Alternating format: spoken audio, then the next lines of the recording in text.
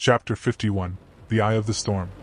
Leaving Hu Tao and Fiscal behind, Yomite and Lumen left the room and sneakily used her teleport ability to get there faster. The requirement for her to activate the ability was to hold the person's hand or to touch a part of his skin. Well, teleportation was a convenient little thing many Ice Guy protagonists used.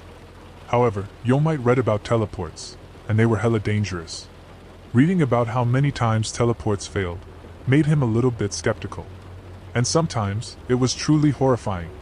In the best case scenario, you would get transported to a different location than the one you were supposed to go to, or get stranded on some island that's outside of the map.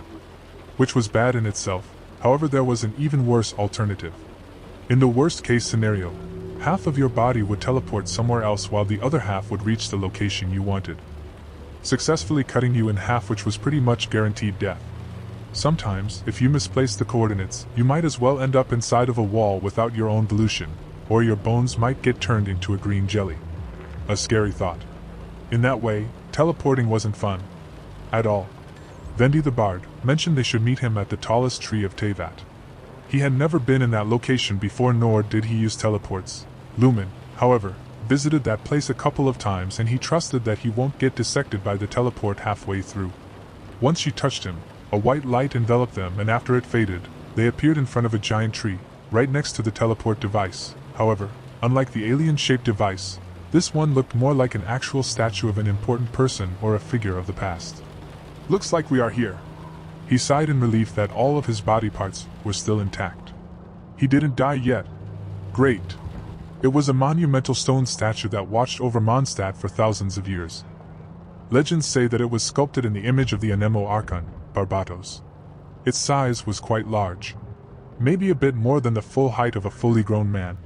It was a tall, leaves and vine-covered statue of a man with a hood perched on his head, and a pair of wings spread wide on his back, as if it was an angel, or a messenger of a god. It also had a feminine face that resembled that of the bard that both of them met not too long ago, which might also make his identity more credible.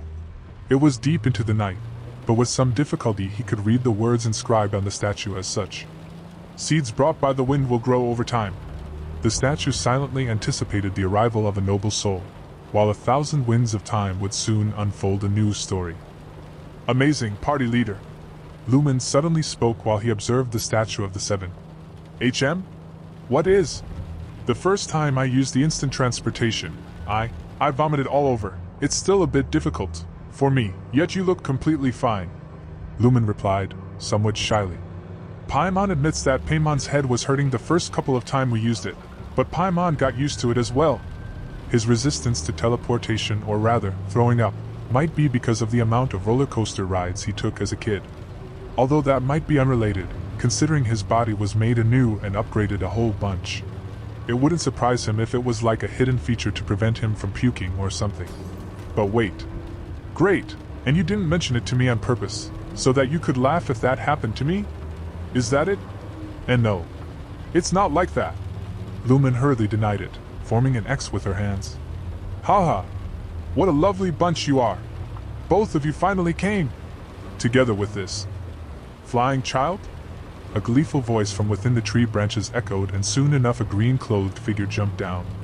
Vendi the Bard, the apparent god and the apparent male, both of which Yomite still suspected were false deep inside of his mind. The little fairy felt insulted and immediately rebutted the bard. "Hey! Paimon will let you know that Paimon is much older than you are. Paimon's not a child. Some respect to the elders you have." "Humph. I apologize," Venti giggled. "I'm glad you finally came. I thought you forgot about me." "Ahaha, no way, we were a bit busy." He glanced at Lumen, and saw she wanted to urgently ask something, so he let her speak. Lumen stepped forward and spoke. "Venti, or Barbatos, I am searching for my brother. Have you seen anyone even remotely similar to me before?" Venti put his fingers on his chin and contemplated for a while before replying. "Unfortunately, no. However, I have an old, grumpy acquaintance in Liyue that might be able to know something. He is a grandpa, but his knowledge is way beyond mine. So if you help me with Dvalin, I promise you I will let him know, and you can talk to him.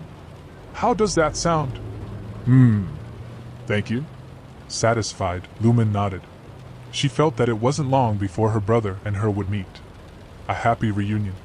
Now then, after thinking for a while, I've devised a plan to save Dvalin.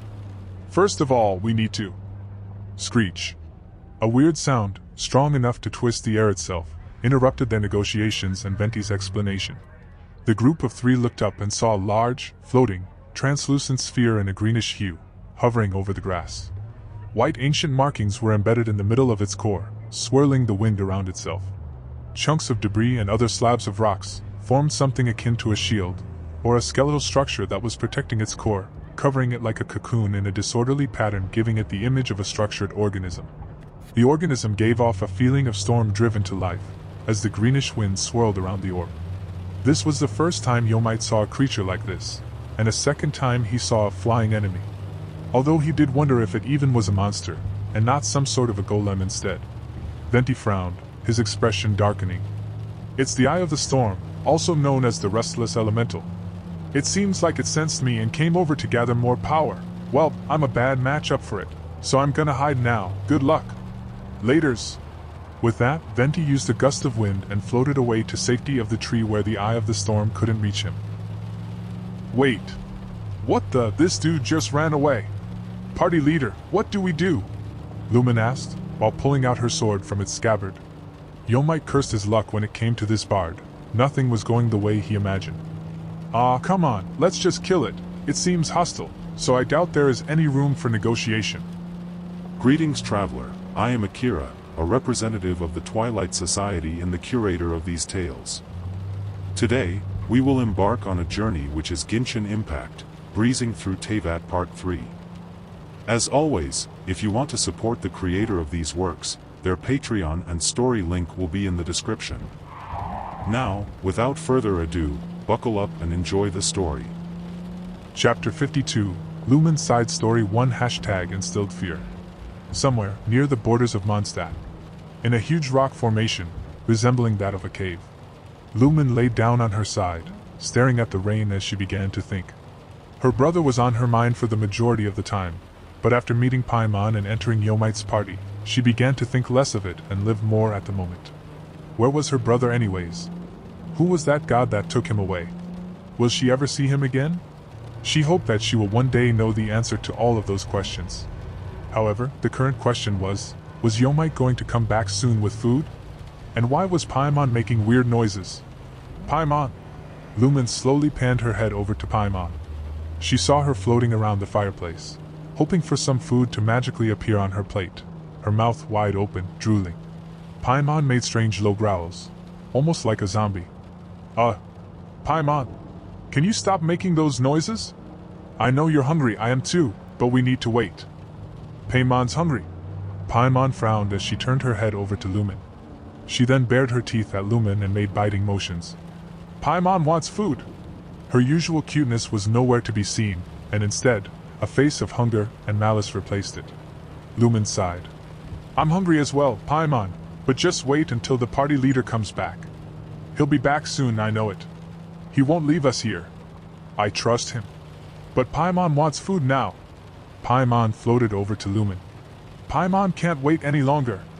Suddenly, two small hands grabbed Lumen's forearm and sank her teeth into one of her fingers. Arg! Lumen yelled out in pain. She shook her finger around, trying to get her off. Stop it, Paimon! I'm not food! Paimon bit down harder as she tried to keep her grip. Lumen, emergency food! Eventually, after some struggle, Paimon gave up and then floated back over to the campfire without another word, though she did give Lumen a death stare. Lumen let out a long sigh, shaking her finger around to ease the pain. I'll go check on the party leader, stay here, and watch over the camp. We'll have something to eat soon, okay? No Lumen emergency food. She began to pack, taking her sword and some bear traps with her that she would go and place outside in hopes of catching a wild boar. She had no idea what was wrong with Paimon. She never acted this way. While she was often hungry and she hit her hunger limit many times before, Lumen remembered her being much more patient, back when they first met, in the wilderness.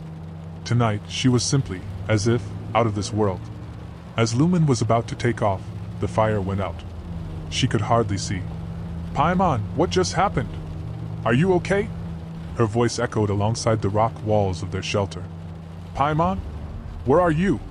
No response. Paimon, she called out again. Then she heard her voice. Are you scared, Lumen? Ehehe. Paimon's laughter echoed throughout the cave.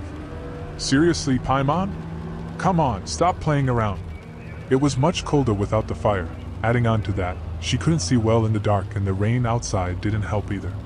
Lumen was looking around her, searching for Paimon. Her hair stood on end. Something about this didn't feel right. As she continued searching in the darkness, she felt herself get caught up in something. Almost immediately, her arms and legs were bound behind her body, tightly constricted with a rope that almost cut into her skin. Lumen squirmed. Paimon! Help! She felt only the cold and the dampness of the cave's floor. She wanted to move her arms, but she knew that she couldn't do so. She had lost the strength to even lift her head. Something or someone was holding her down. The fire had then magically relit itself into a dark, green color. The fire continued to lick at the edges of the slabs, burning where it could. The glowing fire managed to leap and bounce off the cold walls of the cave. It was mostly controllable, but it was definitely an energetic beast, and Lumen felt the intensity of it from afar. It wasn't anything like a normal flame. Paimon then stepped forward into view, now much bigger and taller than Lumen. She was the size of a Mitacho. Somehow, Lumen felt that she saw this form somewhere before, but she couldn't remember where or when. Paimon! You did this! Let me go! Yet Paimon ignored her pleas and instead held out a large butcher knife. It seemed to materialize out of thin air. Paimon learned a new recipe. It's called a chicken, mushroom, and human skewer. Everything seemed to happen in a flash. Lumen was picked up and tied to a spit right above a pot of boiling water and the dangerous green flame that was already making it hard for her to breathe. Lightning crashed and roared outside as Paimon hungrily stared into Lumen's eyes. Wait, Paimon, don't do this! Now you get to know how it feels like to be an emergency food, Lumen! Lumen gasped. Paimon, I'm sorry about that, but it's just a joke. I didn't dash. She wasn't able to finish her sentence as she was interrupted by the seething pain in her stomach. Ugh! A sharp blade dug into her abdomen. Piercing through her flesh, it kept going, and she knew that if she was any slower in intercepting it, the blade would just continue on until it reached her back. Paimon! She spoke the name of her beloved companion, holding her gut with her tied hands. The sound of rapid drumming inside of her mind controlled her breathing, and it seemed no matter what she did, she couldn't get enough air from her lungs. It's way too late now, food! Paimon giggled. Lumen, emergency food! She tried to speak, but only a rasping sound emerged. It was as if she was trying to communicate underwater, and the last of her strength was disappearing. With the last of it, she weakly struggled to untie herself. The hand on her shoulder, however, pushed her down, right into a sizzling pot of boiling water with ingredients inside of it. Deep into the night, Lumen jolted on her bed, gasping for air. For a moment she wondered if her heart was still beating. It was hard to think. Her whole body felt heavy as if it was being weighed down by an invisible heavy blanket. The world inside of her mind was in pieces. Luckily, it was just a dream, and she woke up from it. Everything was fine. Everything was alright. She wasn't going to be eaten. What a nightmare, it felt so real. She then remembered she was sleeping in one bed with Paimon, but looking around, she couldn't locate her anywhere. She silently hoped that Paimon only went back into her usual dimensional space, instead of preparing boiling water with a pot. Just then, she heard the voice of someone, shouting, Hu Tao! That's enough! How in the hell do you even stay in that state? Wake up! Lumen cautiously gawked at the intruders of the room, but luckily it was just her friends, Yomite and Hu Tao, who were for some reason fighting in the middle of the night, in the middle of the room. Specifically, it was Yomite who was trying to get Hu Tao back into her bed. I kicked you out of the room and locked the door, and you came back through the window, you creep! I kicked you out again and closed the window, yet you lockpicked the door with your spear. Tell me, how is it possible to be sleepwalking and still lockpicking a fucking door? What, do I gotta start putting salt lines in front of the door to ward off evil spirits? Why do you keep coming back here? Yomite was currently in a standing arm wrestling match with Hu Tao, and it seemed like they were at it for quite a while. Just go to bed already. Ah! Lumen felt she was still dreaming, so she took his advice and laid back down, ignoring whatever was happening. But deep inside of her mind, she resolutely swore that she would act much nicer towards Paimon, starting tomorrow. Sweet dreams. Chapter 53. Eye of the Storm meets a cube. The wind. Paimon can't open her eyes. What is a creature like that doing out here in such a calm place? We don't really have time to find that out, now, do we? Yomite retorted back at her, and pulled out one of his newly acquired claymores, hoping it wouldn't break so easily this time. Well, it shouldn't, that last boss was just too tough. Party leader, I don't think I will be able to help much during this fight. Lumen spoke, disappointment filling her face. Why is that? Yomite questioned her. There must have been some kind of logical reason she couldn't fight. Maybe she was feeling sick? The element that I borrowed from the Statue of the Seven was an Nemo, and our enemy seems to possess the same element, so all of my spells will be nullified. Alright, great, just perfect. So wind spells won't work. In that case, let me handle it and come in only if I call for you. I want to try out my ability a bit, you see. He planted one foot down, the pressure behind it fracturing the ground beneath him, in an instant. Explosively launching off of his legs, Yomite barreled towards the Eye of the Storm, seemingly blinking from his spot. The floating orb didn't have much time to react, accepting the impact from Yomite's claymore. Chunks of its protective skeleton cocoon fell off, and soon, more parts followed. But it was just a shell. Behind the shell lay the real thing. After one attack, the only thing that was remaining was the green core. The core that was very much vulnerable. It wasn't a hard enemy, Yomite knew that, yet the fact that it was flying was annoying him greatly. Eye of the Storm wiggled around in the air furiously, and created a vacuum of wind in the area that drew him to the middle of the circle, and then crashed down hard at the center where its target was supposed to be standing. At the last second, however, Yomite managed to roll away. The suction of the wind is very powerful. It's as if that storm terror dragon attacked again. He mumbled as he watched the flying construct slowly rise to the sky, and while in midair, it charged for a while, and then formed something akin to a small tornado that was sent at him in a straight line. Seeing the pattern, it wasn't that hard to dodge. The monster or golem or whatever it was didn't have much intelligence when it came to its attacks or coordination, and probably just acted based on its instincts. It didn't have any eyes, mouth or nose, so Yomite wondered how it could even locate where he was. Do your best! Paimon and Lumen cheered him on from behind the safety of the giant tree. In any case, Yomite sidestepped the small, charging tornado, and took this opening to attack it again. Luckily, from his observation, it seemed like the Eye of the Storm had a fixed distance, and it couldn't fly higher than the current height, which was weird, but all the more reason it could be taken down easily. After another huge slam of his claymore, small cracks began forming in its core, indicating it wasn't long before it would be destroyed. Feeling that its end was near, the Eye of the Storm used its final trump card. It flew up high and started channeling its anemo power to the earth, creating a wind wall around Yomite, preventing him from escaping. What's this? He frowned upon seeing it. A wind barrier.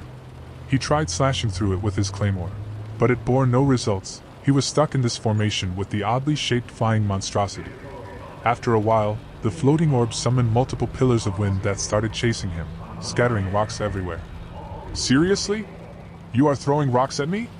This makes me look like some sort of criminal.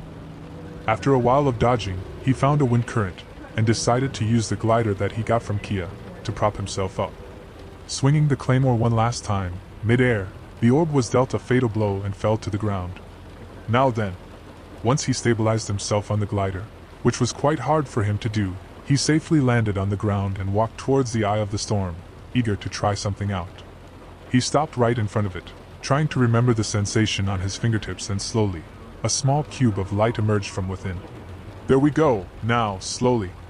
He touched the orb with his cube and quickly retreated, watching the beautiful spectacle unfold. From what he had learned so far, the cube ability was fairly simple, yet strong and dangerous weapon. It always began by slowly creating a smallish cube of white energy. Then, he had to launch it in a straight line, and if anyone or anything got caught in it, they will freeze in place and get obliterated by the energy inside, instantly disintegrating. If the cube, however, did not come into contact with anyone or anything, it will continue for a short while before expanding and unleashing its destructive energy. So far he hasn't found a way to stop or cancel it once it was activated though, so he must look into that as well. As the cube expanded, the eye of the storm was engulfed in it, and slowly disappeared from the view. The violent wind had ceased and everything was once again peaceful. Good thing I told Lumen to stay away, or else she might have gotten caught up in it too. It's a great ability, but it's truly a dangerous thing. I need to learn about it more. Party leader, good job. Lumen and Paimon came up from behind the tree. Chapter 54. This bard is a bit sus. All of that, and we didn't even get a single reward.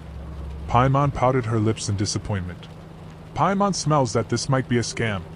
That's a big word for someone like you. Where did you learn it, Paimon? Yomite questioned, pleasantly surprised by her new vocabulary. Paimon's all-knowing. Paimon's smart. So it would seem. Paimon is indeed very smart. Paimon's eyes sparkled proudly when he complimented her. Yomite walked over and gently placed a hand on Paimon's small head, caressing it.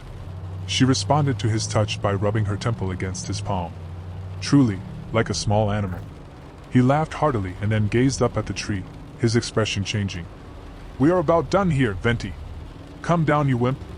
Stop hiding there. Some god you are. Haha. Well done, heroes. That fight was magnificent. You took it down in a blink of an eye. Good job. I have not been back in a while, and a few beings like these seem a bit unhappy with my arrival. Seems like Dvalin wasn't the only one affected by this change in the wind. We've heard that the situation with Dvalin is reaching the climax. Lumen replied. Indeed. The conflict has reached a dangerous point, only because both sides have resorted to the use of force and violence. Dvalin's hate, however, did not arise from the people not making the tribute to the Four Winds. Nor was it born from its own nature, but instead came about as a product of his degradation. Degradation. Paimon was having trouble pronouncing the word. You can do it. Paimon shifted in the air, nervously. Gra, aha! Degradation. Nice. Yomite gave her a thumbs up, and turned towards Venti, listening about what he had to say. Simply, the black blood flowing through his heart has been torturing Dvalin for years. From what I've seen, he was led astray by the lies of the Abyss Order and the Abyss Mages. Yomite put his hand on his chin and tried to think. He was almost positive he heard that term before. Abyss Order, Abyss Order. I think I've heard of them before in Mondstadt. Ah yes, Dialect mentioned them in some context before. Now I remember. It's an organization of non-human beings. I don't know where they come from. All I know is that they hold deep hatred towards the human world. They despise mankind, and their goal is currently unknown, but seeing that they targeted Dvalin, they must be planning something big. Unfortunately, I have not enough power to deal with them. He is a god, yet he doesn't know where they came from, nor does he have enough power to subjugate them. Are gods of this world that weak? Or do they have a huge backing behind them that scares even this bard god? Yomite wondered as he thought about the gods from fiction. The deities of this world truly paled in comparison to some of the legendary figures from the novels, mangas and animes he was all too familiar with. Someone like Beerus would just snap his finger and the problem would be solved, if the planet still remained in pieces, that is. Many if not all Hilichurls out in the wild take orders from them and act as their weapons. Before arriving here, I too was like Dvalin, cursed and left to waste. But now, before us stands the symbol of Mondstadt's hero, the place from which Mondstadt rose. Saying that, Venti gazed up at the huge, majestic tree behind him. The wind amongst the branches is good, I love the way it smells. Being here with you, heroes, beneath this great tree feels like when the tear was purified earlier. Like the poison is leaving my body. For this debt, I'd cut up my heart for you to wear if you wanted it. Don't make it sound so romantic, it's weird. Yomite rebutted. That clearly sounded like some weird confession or something. Hey, did that sound romantic to you? I have plenty of others if you wish to hear them from me, personally. His pink alluring lips, that looked nothing like that of a man, were brought forward as he leaned in, his eyes closed, as if he was awaiting some sort of approval from Yomite. Cough, cough. Yomite glared at Venti, feeling a bit weirded out. It wasn't even a few minutes, and he was already at loss for words. Speaking to this bard was tiring. No thanks, let's get to the point. What is your plan? How do we save that dragon before it gets killed? Let's see. First, we should visit the cathedral. The Mondstadt's cathedral? To do what exactly? Paimon's confused. To claim a certain, holy liar der Himmel. Venti replied to the ever-curious fairy. The what now? Yomite could have sworn he heard Fiscal talk for a second there. It almost made him look around and wonder if she didn't secretly teleport with them and hid somewhere. In any case, as Venti already knew about them being able to teleport, to save time, they teleported back to the city instead of walking by foot. On their way to the cathedral, Venti explained that he had tried and failed to cleanse Valen's curse during their previous meeting, but as Lumen had interrupted them before, he was poisoned by the curse as well, and was healing all this time. Lumen apologized for that, but Venti shook her off, saying it wasn't her fault. Now, he was forced to rely on the so-called Holy Lyre der Himmel's power to restore Valen's heart and mind back to normal. But obtaining something like that wouldn't be simple. Venti, what kind of stupid plan is this? Are you serious? Chapter 55, Failure of a God. Early in the morning. It was December. The air was cold and disturbing. 3 figures were running across the streets of Mondstadt together with one flying fairy. So, why are we running again? Care to explain in the meantime? Right. We were about to get the lyre, but a Sisson mage from Fatchery suddenly appeared and almost stole it from us. A fight broke out and then the guards noticed, so we quickly grabbed it and ran. A Sisson mage? Ha, so much for the stealth missions, huh? Yomite didn't know what a Sisson mage was, but hearing that it was a mage, it must have been a troublesome opponent to some degree. Anyway, the fact that they have been discovered wasn't the best news. So they ran. Early in the morning. It was December. The air was still cold and disturbing. That's not right. This description of the environment had already been written. Let's see. It was December. The air was still, disturbingly cold. Right, that hadn't been used yet. 2.5 of figures gazed upon Venti as they had finally arrived in front of the church of Favonius. This Holy Lyre der Himmel thing is, what again? Paymon's confused. One of the most treasured items in Mondstadt. It's the lyre that I, the Barbatos, used to play. With it, perhaps I can help draw Valen's gentle nature back out of the nightmare he is going through. Yomite knew that Venti already had some kind of lyre on him, so he asked him about it. But Venti said that the wooden lyre he owned didn't have enough power to help Valen, so that idea was dismissed.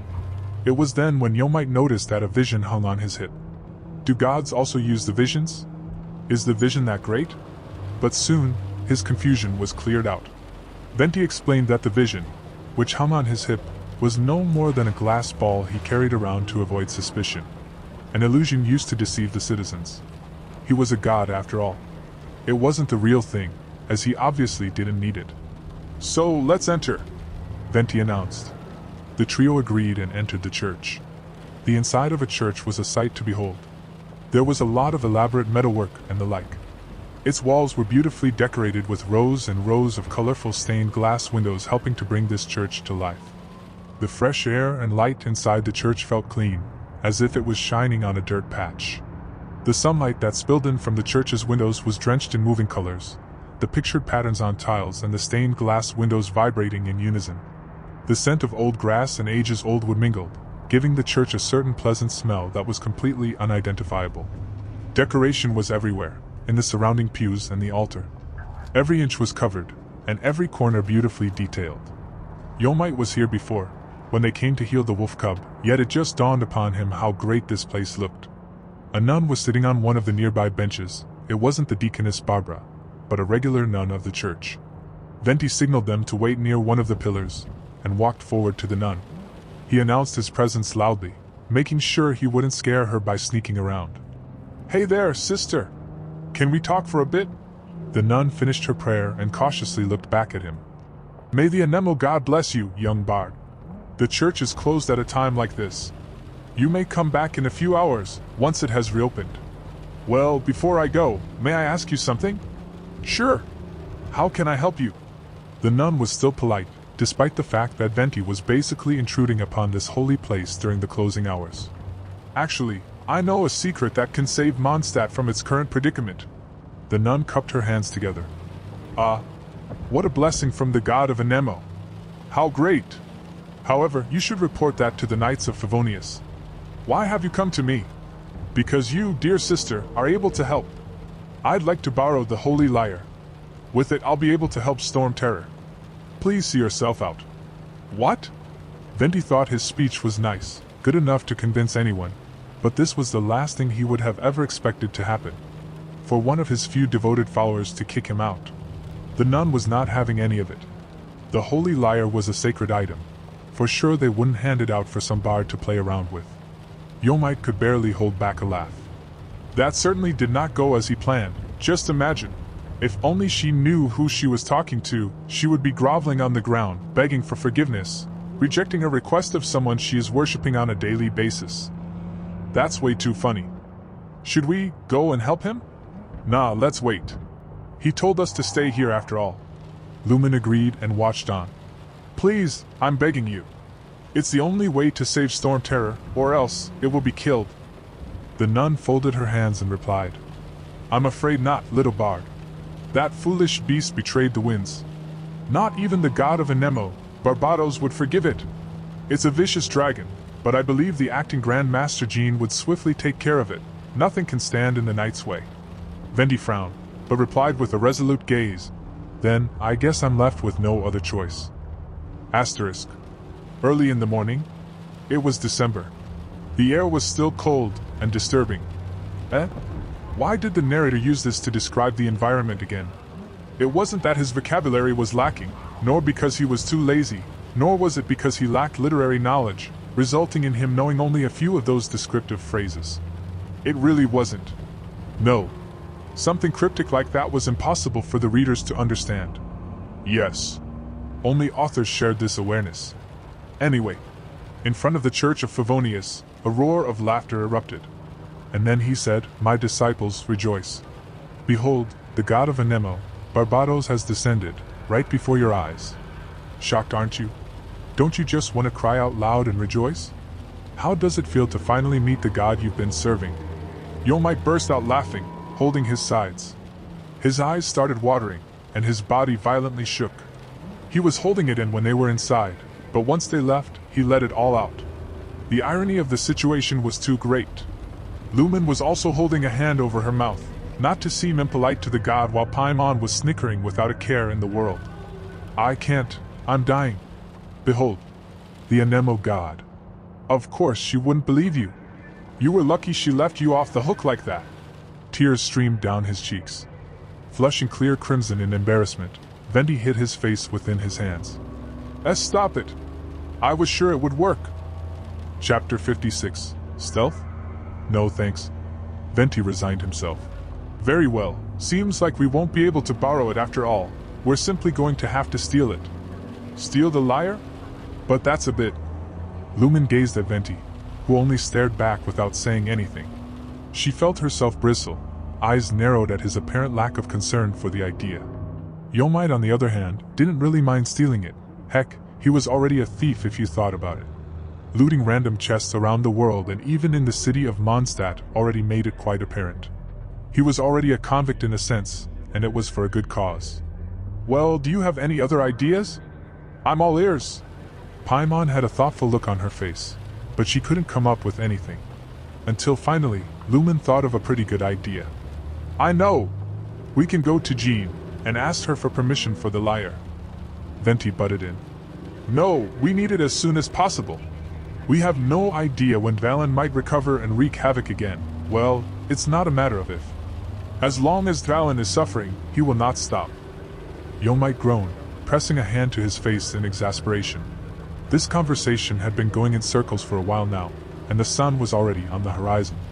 Even Paimon's head had overheated from the difficult conversations, and she disappeared into her pocket dimension to rest, leaving the three of them to argue back and forth on the logistics of possibly stealing the lyre.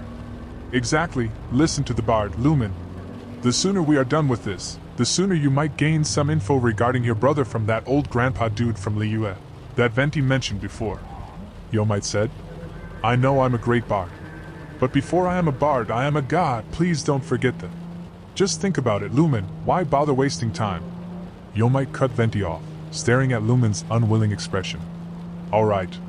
Lumen mumbled, agreeing with Yomite's train of thought. She decided she wouldn't argue from now on, and would follow whatever their plan was. Just then, the door to the church opened, and the nun from before walked out, locking the entrance. All of them hid and patiently waited till she was out of sight. It seems like no one else is there. Quick! We must decide what to do. Venti ran to the door and sent a gust of wind inside of the keyhole, somehow forcing the lock on the door to open. Is everyone in this world so proficient at lockpicking a door? First Hu Tao, and now Venti. Better learn that skill myself. I will have to ask Hu Tao to teach me after I scold her for what she did before. Yomite thought. In any case, you guys would be more suitable for such a task. Other than singing, I don't really have any other talents. The entrance to the crypt where they are keeping the lyre is up ahead, but be careful, as there for sure are knights of Favonius guarding it, so it may be a bit hard to do so. You look and sound like a girl, but I am a bit conflicted if that counts as a talent. Yomite internally sighed. He coughed and replied, I appoint our dear Lumen to take one for the team. No way in hell am I sneaking around. I was never good at stealth games. Stealth games? Pay it no heed. Lumen's brows shot up in surprise. Me? She certainly didn't expect she would be the one appointed for this. But now that she resolved herself that she would assist them in this no matter what they wanted from her, she had no choice but to accept. Taking a deep breath, she sauntered off, entering the basement of the crypt and leaving Venti and Yomite behind. As they saw her off, they left a few encouraging words for her. Bye-bye. Don't die on us. They patiently waited for her return. Say, shouldn't we wait outside? What if an alarm or something goes off and everything will close down? We might get trapped here. For having such sharp and imposing presence, you sure are a scaredy cat, my dear Yomite. Worry not, with me here, there will be no trouble. It's more about being cautious than scared, but alright, you may interpret it any way you want. Venti let out a chuckle at his remark as he sat down on a bench in the area, humming to himself, but his mood soon changed. But can you believe it? Me, a god, was banned from my own sacred grounds. His penchant for dramatics kicked in, draping a hand over his forehead. Oh, I'm such a poor soul, a simple bard who just wants the best for Mondstadt, yet I'm unable to. He cracked an eye open to look at Yomite. The man stood there, a half-hidden smile on his lips. He clearly rolled his eyes at Venti's overreaction and chose to sit down on the bench next to him. You should have went to steal the thing yourself. Can't you create some wind smokescreen or something and quickly grab it? I remember you had that soundproof barrier, so creating something like that can't be hard. Venti gasped in shock. Me? Steal? I could never do such a heinous crime. Yomite gave him a deadpan stare of you really just said that, didn't you? The bard giggled at him, playfully sticking out his tongue. Well, to be fair, the hero Lumen's the one stealing it, if you think about it. We're just accomplices. That honestly doesn't make it any better. Come to think of it, why didn't you go with her? Venti pondered. Just think about it. The more of us go, the higher the chance we will get discovered. Besides, I mentioned it before, but I'm really bad at stealth. You want this tall guy to go sneaking around? Lumen has a much higher success probability with her small frame. Venti looked intrigued. I never thought about it that way. I thought you were just as lazy as I was to go down there and sneak around through cobwebs and other things, but I guess I was wrong. Oh, well, of course I'm lazy to do that. I just had to think of a few excuses to give to you guys beforehand. Both of them laughed, but in the next moment, an alarm went off, scaring them out of their wits. See, I told you. I knew this would happen. We should have stayed outside. Yeah, but we are not trapped, which is great. Venti laughed. Chapter 57, Lyre? Obtained. Few seconds after the alarm rang in the church, Lumen and Paimon ran upstairs and forced the door to close behind them, pulling nearby benches to block whoever was coming after them. We've got the lyre, but we need to run now, Paimon announced, a bit distracted by the alarm which woke her up from her sleep. Lumen, short of breath, handed Venti the lyre. It was almost stolen by somebody else, but in the end, they managed to obtain it, ironically, also by stealing. The lyre was beautiful, no matter which way you looked at it. The wood and string instrument was the perfect length for your arms to reach the strings or the tailpiece without straining. The round bow was a deep crimson with the golden edges rounding off the corners. There were 2 golden armrests at the bottom and 2 golden arms at the top. The sound holes were symmetrically placed on each side of the bow, so both the left and right-handed could use it. It was the view of the instrument that was most impressive. Purely divine. Looking at it from the side, you could see through some of the holes onto the strings and the holes. The strings were incredibly thin and pliable, allowing the player to have control over the sound just how he pleased. The strings were dyed to match the wood of the instrument, rather than the common colors of gold or silver. The craftsmen and women who had made this instrument must have taken untold hours of their lives, toiling away in the Great Hall, making each individual string by hand, only to slowly thread the entire thing into the final product. The lyre itself had been silent for as long as I was asleep. No mortal being unskilled in the arcane arts could bring forth music from it. Only me. I'm thankful for what you two did for me and Valen. They were all captivated by the magical lyre, but now they didn't have time to gawk at the beauty of the lyre, as they were busy running. They ran through the empty streets of Mondstadt. Their steps rang against the wet concrete, their hearts beating strong. Tiny droplets of water that formed on cool surfaces at night made the ground wet as the atmospheric vapor condensed. The sound of their footsteps was audible to those whose ears remained open. Fortunately, it seemed that the knights of Favonius had lost them, somehow. It seemed to be true that the capable knights left on an expedition with Varka, and the rest was a lazy plague that stayed in the city. Lucky them. Soon they spotted their way out. Angel's Share Bar was open. They all swiftly entered the pub and immediately closed the door behind them. Out of everyone present, Paimon was the only one panting when they entered the pub. Woo ha, Paimon's out of breath. Ha, did we get away? How are you even out of breath when you are floating? Yomite's brow creased. Something didn't add up. Hey, flying takes its toll on Paimon as well. It's not easy. Try flying yourself. I hope you're well aware I can't do that, right? TCH. What is this supposed to be? A frustrated hand wiped a wine glass from behind the counter. The hand's owner, a man with slicked back crimson hair, spoke with a rather hostile tone. Who do we have here this early in the morning? Let's see, Kia's adopted brother, a minor, a flying infant, and the most infamous beggar bard. It seems like your group of troublemakers has expanded, but you lost one along the way. An offended gasp escaped Paimon's small mouth. It seemed like this time, she really had no words to describe the ugly nickname she was given. Or at least it seemed like that. Dialect, hey there. Yomite greeted him while hugging Paimon. It turned out Yomite was muffling Paimon's screams with his hand. It also turned out she had a lot to say about how Dialect called her, she just wasn't able to. We would like to order some non-alcoholic drinks and a few seats somewhere private, let's say on the second floor.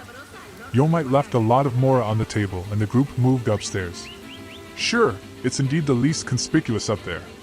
As they walked up the stairs, Dialect silently gazed at the growling Paimon, whose eyes were still hostile to him, because of his small remark earlier. The flying thing was a tad bit weird. He had never seen such creature or a friendly monster before. He did note the constellation-like pattern that seemed to adorn the imp's movement, the sparkles themselves being scarily similar to something he read in a book before. White hair, star-shaped hairpin, and that cape, how strange. Once on the second floor, the group seated themselves at a nearby table. Paimon will get him for sure. In the future. He called Paimon an infant. Can you believe this? Her little stamping with her small boots was a bit less impactful when she didn't actually hit anything other than air. The group laughed at the pixie's strange behavior. Well, you certainly do sound like that. Can't deny that. But actually, a small correction, he called you a flying infant. Venti provoked her as well. And you too. That's it. Paimon has decided. Paimon will give you an ugly nickname. Let's see, considering you are a bard. She seemed to be thinking really hard this time. Oh yes, why of course, I'm the best bard in the world and my voice is the most soothing thing your ears will ever hear. I have a lot of nice fans too. Yomite shivered as he recalled a weird instance from before, while he was walking around the city. It was then, when Venti's fans talked about which hole was better to explore, and Yomite couldn't bring himself to say anything about that to Venti. It's best it stays a secret. Although for some reason I kind of want to see his reaction on that. Aha! Paimon's got it. Paimon will call you a tone-deaf bard. Boo-ha-ha. Venti frowned a bit but didn't say anything regarding the nickname. However, anyone present could kind of feel Paimon was starting to get on his nerves. Yomite couldn't tell whether he was offended by the nickname, or if he had some other reason he didn't wish to share. So he changed the subject. Well, Paimon, why not give Dialect a nickname as well then? You said you would make an assassination attempt at his head in the future. He raised his voice a bit on purpose, so that Dialect could hear them from downstairs. Paimon didn't say that. Not even close. But that Paimon is irritated by him, but he is kind of scary. Chapter 58. Inefficient Knights of Favonius. The stench of alcohol was everywhere. Specifically the fruity scent of wine. The unfamiliar smell tickled at Lumen's nose, the girl letting out a faint sneeze before Venti nervously shot Yomite a look. Alright, we somehow managed to pull through, but now we need to be careful. His voice was hushed, the anxiety and adrenaline clouding his mind. Hopefully, they wouldn't try checking this pub. Ring ring. Just then, the bells on the door rang, the door to the pub flew open and two chubby knights entered the establishment. What a great way to trigger a flag, damn you, Venti. Yomite sighed. It seemed that they weren't out of danger yet. One of the knights stepped forward and bowed. Master Dialek, we're sorry to bother you this early in the morning. But have you seen two suspicious individuals around? What happened? Why have you mobilized knights? Lumen ignored Venti's hisses of warning and peered down to look and listen to their conversation. Two thieves were trying to steal the Holy Lyre. One of the suspects has an anemo vision, but the most defining trait we have picked up was that they have blonde hair. One of the guards exclaimed, as if he himself didn't want to believe someone would be so bold to steal the legendary Holy Lyre. Oh? How odd. Dialek pondered. The redhead slightly jolted, as if immediately figuring something out, but remained unfazed and returned back behind the counter to clean the remaining empty glasses of wine. Right. The Holy Lyre is a treasure that was played by the god of Anemo himself.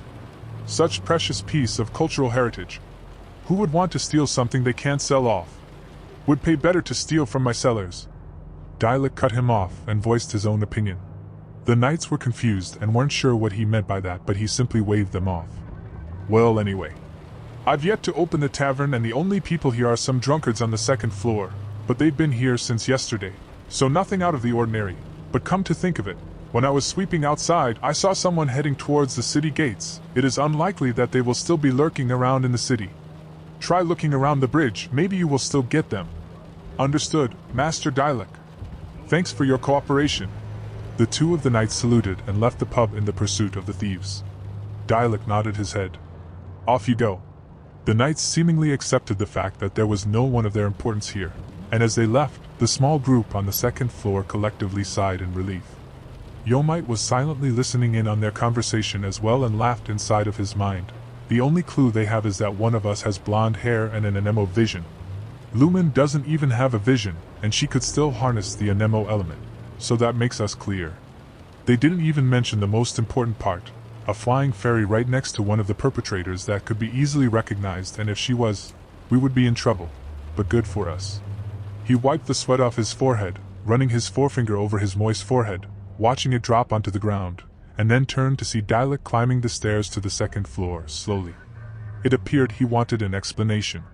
Yomite knew that Dialek had probably figured out that they were the thieves since the very beginning. Venti managed to make the lyre invisible, but the coincidental timing of their arrival and the arrival of the Knights of Favonius couldn't be explained that easily. Moreover, who would enter a pub at around 2 a.m. in the morning to drink? That was probably the worst time to do so. He turned to his group and spoke in a low whisper. Looks like we're in the clear. What do we do now, Venti? Dialek is coming. Let's just tell him. He doesn't know of my true identity, but he is really strong and could be of help. Dialek finally climbed the stairs and glanced at the group of troublemakers. So, I warded them off. Now, would you all like to explain yourselves? What is going on? Asterisk. About 10 minutes later. Yomite was surprised. Amidst the many threats he received from Dialek the first time they met, it seemed like his opinion about Yomite had completely changed. Most likely right after he defended Mondstadt from the attack of the Storm Terror. Now Dialek saw him in a much better light, and no longer suspected him from being involved with Fatui or other harmful organizations that posed a threat to Mondstadt. Once his first impression was ignored, Dialek was surprisingly easy to talk to. While it was clear that he preserved his boundaries, both Lumen and Yomite did the same. It made for a pleasant mutual exchange. The group was currently on the first floor, discussing their upcoming plan. As they didn't want to be interrupted, the pub was promptly closed down by Dialek, assuring everyone present that his tavern was a moderately safe place for information to be exchanged. Paimon had once again gone to rest into her small dimension. So, according to you, All we need is the Holy Lyre and we will be able to quell this storm terror threat, you say? Dialek asked for confirmation, if he understood everything properly. Correct, Master Dialek. I knew you were a man of great heights. Vendi chirped from his spot on the bar stool, swinging his legs up and down. For the record, I like your guts for stealing the Holy Lyre der Himmel. Even if you're fools, but we don't often see people like you. From what Yomite understood, Venti was quite the regular here, doing performances in exchange for wine or apples, even occasionally stealing some wine bottles. Chapter 59. The plan begins to unfold. Yo, thanks for diverting the Knights' attention from us. Really helped us a lot, Yomite said. Knights of Favonius. Inefficient right from the beginning to the end. If they had at least a little brain left, they would search this place despite me, saying there were only drunkards here. Dialek shook his head in disappointment. As for the lyre, it was almost stolen by some other group though. Lumen mentioned she saw someone called Fatui Sisson Mage in the catacombs of the cathedral. Yomite stated, happy about the fact their plan was proceeding smoothly. She moved fast, but she was undoubtedly from Fatui. Lumen chimed in. The Fatui. Dialek scowled at the sound of the familiar name on his tongue. I figured they had some sort of ulterior motive with Storm Terror, and I doubt it's anything good. They nodded in agreement, Venti fighting back a frown at the misuse of Valen's name. Actually, his name is Valen, not Storm Terror.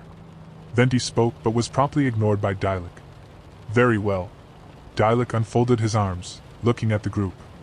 I'll get into contact with some people who might know about the Fatui's ulterior motives. Luckily for you three, the only description they have is blonde and an enema wielder. I doubt you will all be immediate suspects. Yomite nodded, still finding it funny, but Lumen looked a bit more skeptical. Since she arrived here, there wasn't any other blonde-haired stranger in Mondstadt other than her. She even asked around about her brother but no one knew anything. From the blonde-haired people she met, Jean was an acting Grand Master that supported the whole city on her own. Deaconess Barbara was working for the church. And Fiscal was apparently the top of the Adventurers Guild, a private investigator. The only other blonde-haired person in the whole of Mondstadt was Lumen. She felt like if they really tried, they could just close down the city and find her in a matter of minutes. Still, she didn't voice her concerns and let Dialek continue. We will meet here tonight. I'll get in contact with some people. Also, Venti, you will have to pay for the bottle you just hid behind your back. The bard let out a sputtered noise, clearly surprised and embarrassed at being caught, pouting as he placed the bottle back on the bar. He sheepishly looked back at Dialek, giggling to himself. Whoops, my bad. My hand slipped. You see, I get a little bored and my hands wander around from time to time. Don't mind me. Yeah, this reminds me, didn't you say that you would never steal not too long ago? Yomite wryly smiled. Venti remembered what he said back at the church and giggled. I promise, I will be a good boy from now on. Yeah, right? Yomite rolled his eyes and glanced at Lumen, who was still in deep thought. She never stole something before, so she was still pretty anxious that people would recognize her. He tapped her shoulder and gave her a few reassuring words. If you're nervous, try thinking of alibi up front, or some other plan. For example, if they wanted to interrogate you, say you do not match the description because you don't have a vision. Also, since Jean gave us this hero title or whatever, use this to your advantage and say something like, how dare you question such an important person like me? Death sentence, or something like that to frighten them. Lumen's eyes brightened at his words, as she held in a chuckle. Party leader, that's too evil. Dialek scoffed a little but eyed both Venti and Yomite. He had no reason to trust them, yet here he was. Perhaps Kia was the reason he was agreeing and listening to what they had to say. He did say that his new, adopted lil bro, as he liked to call him, was pretty special and that he should trust him. Although it's not like Dialek would ever admit to it if someone asked him about it. Oh well, such trivial matters could be confronted at a later date. Well, that settles that. Now, get out of my tavern, and don't steal anything. After they were kicked out of the bar by Dialek, Vendi left, and said he would return tonight. Yomite, Lumen and Paimon went back to the Resin Moon Inn, and upon entering their room, they saw that Fiscal was soundly sleeping on Yomite's bed and Hu Tao was playing chess by herself. No one knew how that was possible, and he will not question how the chess pieces on the other side of the table moved by themselves either. Upon their intrusion, however, Fiscal woke up and they decided to do their daily commission, although it was still only around 3 a.m. in the morning. The tasks were done under 30 minutes, thanks to Lumen's teleportation. Hu Tao was surprisingly okay after the warp. Rather than being okay, she was excited. This quick transport thingy could get her to Liyue in seconds, but Fiscal had to find a nearby bush to hide behind as she wasn't feeling too well. Upon finishing the dailies, Yomite remembered they forgot to do them yesterday because they've been playing games the whole day. I gotta write it on my forehead and look into the mirror the moment I wake up. How could I not remember about such an easy opportunity to earn money? He despaired, much to the confusion of his party members. Let's just pick some quests and gain more money, and then we can return to Inn to relax as both I and Lumen have an appointment this evening. The group followed his orders and picked a few Hilichurl Camp extermination quests, and another quest called Treasure Hoarders Extermination. Chapter 60. The Tempest of the Heart. Seriously, Hu Tao, that was a bit too much. Yomite spoke, but didn't find himself a response, as the girl he was talking to was currently kneeling on the ground, seemingly praying. She took a deep breath, calming herself, and then closed her eyes. She cupped her hands into a prayerful shape and held them out over a bowl of the fire. Order of duality, impermanence of fate, I raise this butterfly to guide thee. Terminating her speech there, Hu Tao tucked her chin down and straightened herself up, placing her hands on her chest. A small butterfly made of fire slowly rose from her hand and made its way across her chest. The butterfly danced across shoulders all the way up to the blue sky. A symbol of her power, a symbol of the strength of her resolve and dedication to her job as the director of the Wanxing funeral parlor. Dressed in her black coat and black shorts coated with golden accents, the charming girl stiffened her good-looking, fearless face. The sharp glint in her eye, and her frigid appearance gave off a solemn look, a look of someone who was deeply in grief. Anyone from Liyue who'd have known her for being a weirdo would have likely been extremely impressed by just seeing how professionally she conducted the departing ceremony. The ceremony is now complete. The souls have departed, so we shall do the same. Hu Tao announced as she stood up from the ground, dusting off her clothes, still wearing the solemn look. Ah, right. Yomite was woken up from his stupor. It almost felt like he was looking at someone completely different. They led a fierce battle with the so-called treasure hoarders, who were actual human thieves instead of some monsters. They weren't hard to beat and the group annihilated them quickly. While most of them managed to run away after they've been defeated, leaving behind the treasures they've stolen, from those who fought with Hu Tao, all of them had died, and as such she made sure to make a proper prayer ceremony before they headed out. Yomite felt like she went overboard, but then again, it wasn't smart to underestimate your opponents either, as in battle, anything could happen. Although she didn't even spare the ones who were already running away. After they returned back to Mondstadt, and picked up the rewards from their quests, Fiscal left saying that she saw her parents when they were entering the city. She was very eager to meet them again after so long and talk about her tales and new friends, and Yomite didn't have a reason to stand in her way. They were finished with all quests after all. As they were about to go to the Resin Moon Inn, the group met Amber, who was just returning from her daily patrol. After some quick talk, Lumen and Paimon left with Amber, to hang up some missing posters around the city. Her brother was still missing, of course, and hearing Amber's offer to help, Lumen swiftly agreed to it. Only Yomite and Hu Tao remained now. Upon entering the inn, they went straight to their room. Hu Tao seemed to pull out a notebook out of nowhere and started writing something into it.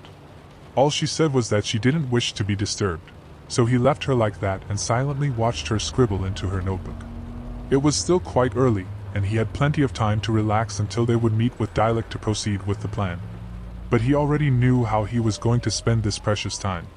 All this while, Yomite hadn't tried out his last ability, the Tempest of the Heart. The problem was, he didn't know how to activate it, but now that he had time and no one was bothering him with anything, it was the right moment to try and experiment with it. For the Tempest of the story, he had to think. What should I say? For the ability to activate. For the Tempest of the particles, he just had to think about a light sensation around his fingertips, and his ability would turn on immediately, bringing forth a cube of transparent light. But no matter how much he tried, he just simply couldn't seem to activate his last ability. Status, observe, profile, properties, even these don't work. He had already tried hundreds of incantations from different novels he remembered, but none of them worked. He laid down on his bed, contemplating. It shouldn't be that hard, Yomite, think. You're not that dumb, you should be able to figure this out. I just need a keyword or something. A keyword. Asterisk. After about a half an hour of thinking and guessing left and right, a genius idea finally popped into his small brain. His tongue was already dry from all the random words and sentences he tried to activate the ability with. That's it. That may work. He grinned as he stood up. Let's see. I am helpless about the tempest of the heart. What should I say? The world stood still, and immediately, a small blue window with 3 choices opened up in front of him. 1. I want a shower. 2. I want to know. 3. I want to have sex. I knew it. That's great. I can use it in a way that benefits me. He looked at the 3 options provided and chose the second one, disregarding the first and the third option that had appeared on there immediately. The first one was completely random and out of nowhere. Although he was a bit sweaty after the quests, it still wasn't that bad. And as for the last option, that appeared out of his hidden carnal desire, but he chose to ignore it altogether, for now. Using my second ability to figure out my third, unknown ability. Not bad, Yomite, not bad. The second option, of course. I want to know. 1. The average choice. 2. The best choice, heavy check mark. 3. The worst choice. I feel offended at the sex one being the worst. Like, come on. Anyway, all this time, instead of chanting random words, he just had to think, I want to know. It was basic, yet so annoying and stupid he felt like strangling Sia, but he finally got it right. The sentence in question was a tad bit too long though, so hopefully, he will be able to shorten it a bit in the future. The moment he thought about that sentence, a green light appeared above nearby living beings. The goddess Sia did mention that I could also use it on some special items, but what's with this? He noticed that his pocket was shining as well. He rummaged through his pocket and pulled out a stone. Isn't this? He gazed at the blue jade that dropped from the cryo-regis vine. The very stone that had a hidden message inscribed in the back of it, although it was currently unreadable due to cracks within it. I shouldn't forget about this. I will have to find someone that can help me with this later, but for now, I want to know. And with that, a green panel containing information appeared. Name, Shirveda Jade Gemstone. Rarity 5*. Description, gemstone dropped by an adult cryo-regis vine. Could be grinded into powder and consumed to increase the potency of a cryo-vision avatar. Also contains a message on the back of the jade sari. My bitter cold burn away world. A 5-star rarity? Jackpot. Although unfortunately, we don't have a cryo-vision user in our party. The closest person I know is Kia. Well then, I gotta train this to maximum level or something. Next up is... He glanced around the room, his gaze falling onto the defenseless Hu Tao, who was as if in trance, writing her poem into what appeared to be a diary of some sort. I want to know. Name, Hu Tao. Age, 19. Title, Versemonger of the Darkest Alleys. Occupation, Director of the Wangxing Funeral Parlor. Hobby, reading, writing novels, writing poems. Likes, her late grandfather's hat, moon-gazing, Chi-Chi. Dislikes, how people treat her, boredom, Baiju, people who try to extend their life instead of dying naturally. Dream, for everyone to pass away peacefully. For people to realize funeral isn't a sad affair. Current mood, concentrating, happy. Relationship level, 7/10 fondness. State of relationship, close friend. Goodness, there are a lot of things to unpack here. Yomite viewed her status with an intrigued expression. 19 years old. Sure doesn't act as such.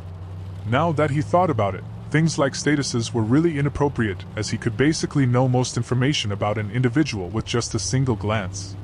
Took him a while to figure out that one. Breaching privacy. Let's go. Looking over the written stuff, he understood most things, but there was one thing he wasn't sure about, and it was the relationship level value. Upon closer inspection, however, he noticed a small button near the relationship level. He clicked on it, and it revealed another series of text. 1. Hate. 2. Disgust. 3. Hostility. 4. Dislike. 5. Acquaintance. 6. Value. 7. Fondness. 8. Intimacy. 9. Love. 10. Soulmate. Chapter 61. A small problem. 1. Hate. 2. Disgust. 3. Hostility. 4. Dislike. 5. Acquaintance. 6. Value. 7. Fondness. 8. Intimacy. 9. Love. 10. Soulmate. So these are the levels, huh? It seems pretty basic. I expected something more diverse. Frankly, it feels like cheating to know how everyone around me feels. But at least I can't read their thoughts, 'cause that would be way too overboard. Hu Tao seemed to be busy writing, so he went outside to explore the city a bit more. Maybe he will be able to find more chests and more people to experiment this ability on. He has been thinking for a while, but ultimately decided he would take Hu Tao and Fiscal on that expedition with him as well. They didn't know what was happening yet, but he would explain it to them along the way. If by any chance the plan was foiled, and they were forced to kill the dragon, more firepower would be necessary. From what Venti said, Storm Terror was basically immune to a Nemo element, so Venti will be useless in battle once again. Better resolve this peacefully. As he took a walk outside to refresh his mind from all the terrible thinking he had to go through just to figure out how his ability worked, he saw two silhouettes of very familiar people in the distance. She is trying so hard. Her brother must be really important to her, huh? It was Lumen and Paimon. After they put posters all around the city with the help of Amber, they thanked her and went to directly ask people they would meet on the streets. "Excuse me, sir, my twin, named Ether, has disappeared. Have you seen this face, sir?" Lumen asked, her words feeble as she said this. She pointed towards the rough sketch of his brother she held within her arms. She was pretty good when it came to drawing, so the sketch looked exactly like how her brother did, which would definitely help her to find him one day. The man looked in her direction, but did not bother to ask her name, neither did he particularly care about her missing brother. He did not even look Lumen straight in the face, but instead, he cast his eyes elsewhere. He seemed to be irritated, and perhaps even annoyed by her questioning. Such behavior was pretty common, as who would want to be bothered while they were taking a stroll outside, but the words that left his mouth made Yomite frown. "Dog, learn some manners when speaking to royalty, lower your head. Why should I care if a plebeian lost its way around the world? Don't bother someone like me with petty formalities. There are plenty of dogs out there to make up for him. I swear Mondstadt became a dog's breeding ground after our clan lost its power. Humph." The man grunted, slapping away the flyers she was working so hard on from her hands. She started picking them up from the ground, but unfortunately most of them floated away in the wind and ended up in the nearby fountain, water ruining her work. "Hey! How could you do something like that? Apologize now, or Paimon will smack you." Paimon groaned, the starlit material from her wings shimmering back out of view, a pout adorning her face. "Humph. It's better for her to kneel like this. Commoners truly believe they are on the same level as royalty after the times had changed. Foolish." Sending one more disgusted glance her way, the man turned around and left. At least, he tried to leave. "Oh ho, not so fast, don't you think about running away." Yomite closed the distance between them in an instant, and just as he was about to punch the man, a huge claymore blocked his attack, sending the perpetrator flying. The woman's hand looked like it was flailing in the air, her arm extended to her side as her fingers holding her sword retracted. The swift movement as she stabilized herself, a beautiful turn, graceful and decisive, made her look as if she were dancing. That was powerful. But should you really attack someone like that in the middle of the city? This is not the right example of knightly conduct. Moreover, you've forced me to intercept you. For this, you won't get out easily. Mark my words, vengeance will be mine. Unfortunately, I am no knight, but an adventurer. We are all savage apes and wet horny dogs." The woman snarled and readied her claymore for round 2. So it would seem. Yomite was triggered badly. He actually couldn't believe someone would just shove Lumen like that in the broad daylight, and no one said anything. What he didn't understand, though, was why she didn't fight back. She was strong enough to take on multiple monsters by herself. Why was she not doing anything? If it was him and someone shoved him on purpose, he would shove him back, of course. So why was she kneeling pointlessly while collecting those posters? The man almost got away. But the thing that bothered him the most was, what was up with this Chinese young master dog's hit speech? "I thought I heard wrong," until he actually dared to speak like that. "I thought I had managed to escape from those kinds of novels to another world, so why is it like this here as well? Is this hell? Is he some young master? Looks kinda old to be one." Switching his gaze from the hateful man over to the person who received his attack, a tall and elegant woman with pale skin and purple-yellow eyes was the culprit. Her light blue hair was covered under a black hairband and a hairpin. She wore a daring black leotard over a knight's uniform, and as she stood there, she gracefully rested her hand on the left shoulder, while the other held a large claymore without any difficulty. Looking closely, a cryovision was pinned on her cape. She's fast, tough, and has a vision too. This might be a problem. Even after he punched that claymore with all his might, it didn't make a scratch. That weapon was surely an artifact of a high grade. I want to know. A green light shone above every person around him, the woman in front of him, and even her weapon. Name, Song of Broken Pines. Rarity, 5 * artifact. Weapon type, claymore. Description, a great sword as light as the sigh of grass in the breeze, yet as merciless to the corrupt as a typhoon. Name, Eula Lawrence. Age, 22. Title, The Dancer of the Shimmering Wave, Spindrift Knight, Captain of the Knights of Favonius Reconnaissance Company. Occupation, Knights of Favonius.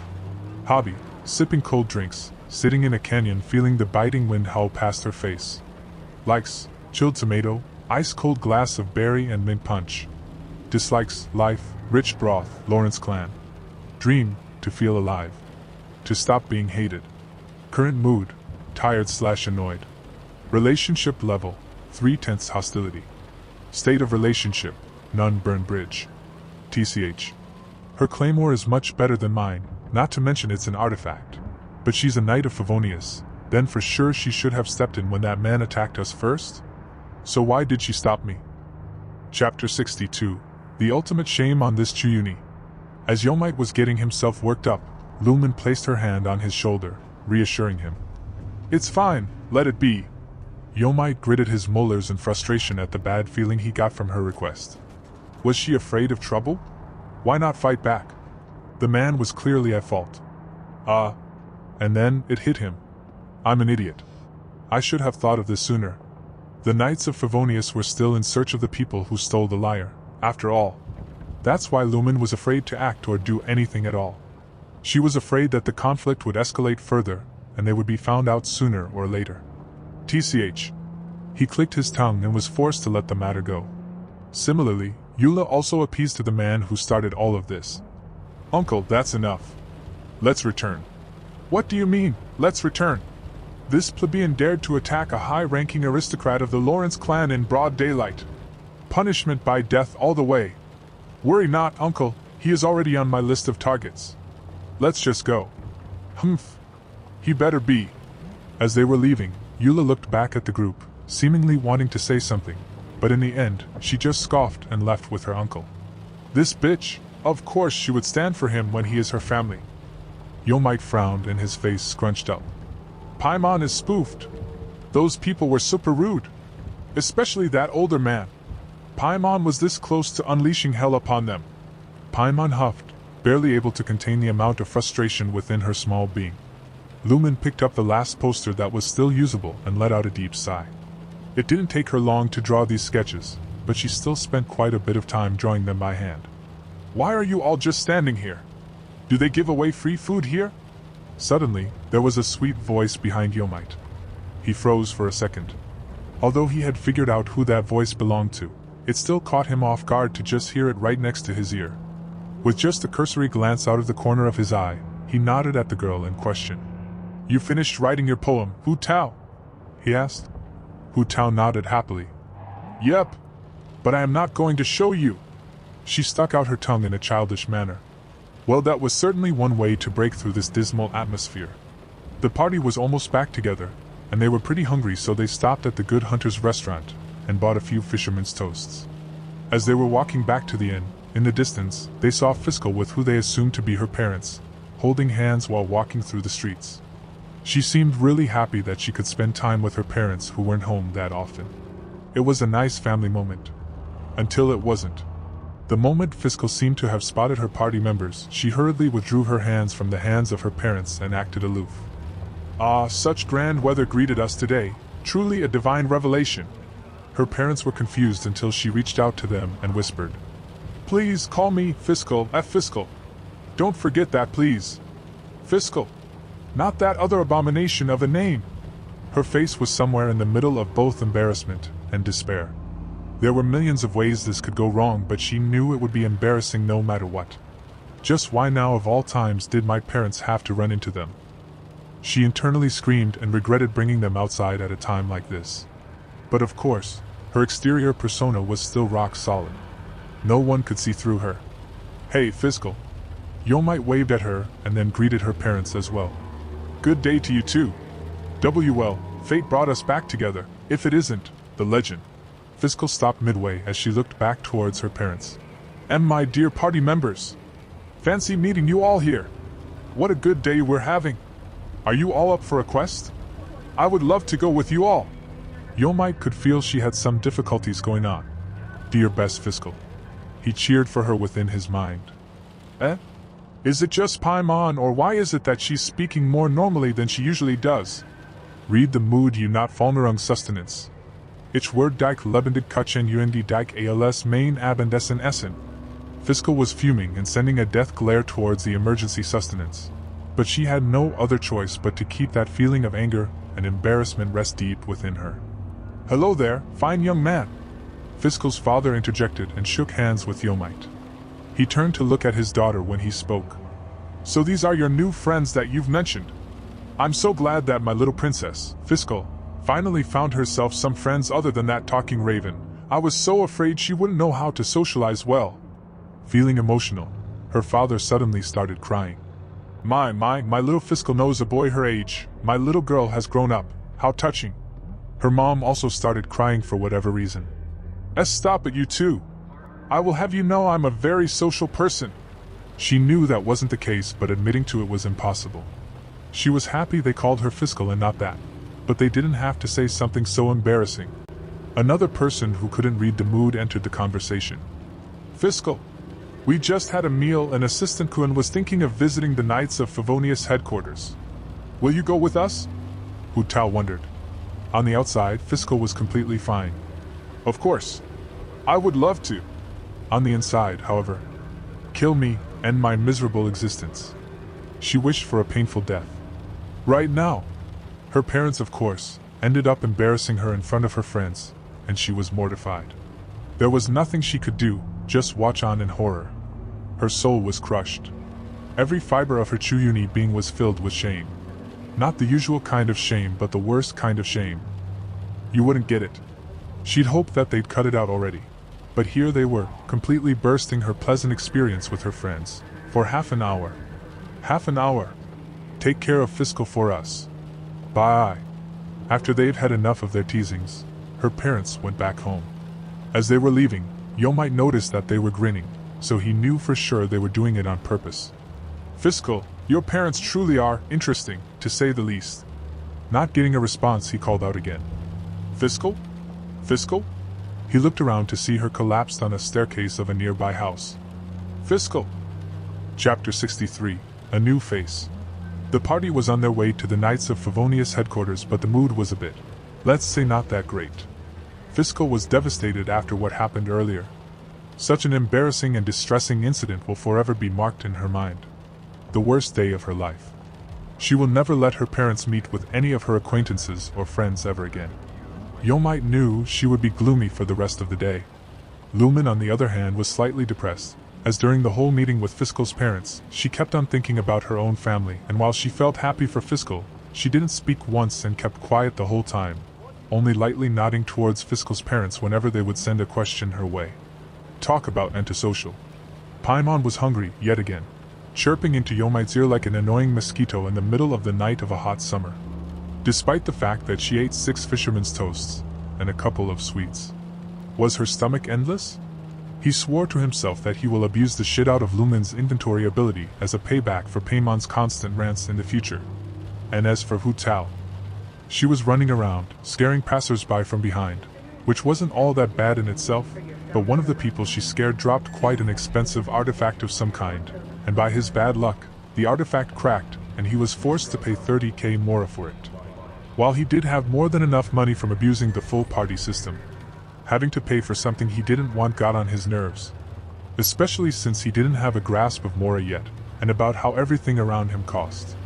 They could be swindling him out of Mora and he wouldn't even know, although luckily he did have teammates to help with that. The sooner he could get to that promised library in the Knights of Favonius headquarters, the better. Yet another thing he had to mark down to not forget. First, a dangerous sleepwalking with weird stalking tendencies. And now scaring people into breaking their stuff. What's next? Is she actually gonna kidnap someone like in Liyue and bury them alive or what? I will have to address that with her later. I just want to save this dragon already and gain a full access to that library. In all honesty, his whole party was a disaster. It felt like he was a teacher, taking his problem children out to a disastrous field trip, having to watch their every move to make sure they behaved and didn't set the place on fire. When it came to fighting, his party was the best it could possibly be, but as for everything else... They finally arrived at their destination, the Favonius headquarters.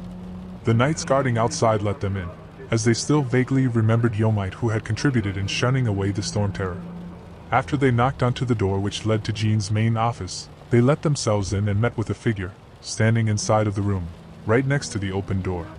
The figure of a young girl in a maid outfit gazed at the guests, and deeply bowed. Her form in her bow was so beautifully refined, that anyone receiving it would be intimidated into naturally straightening their backs. Welcome, esteemed guests.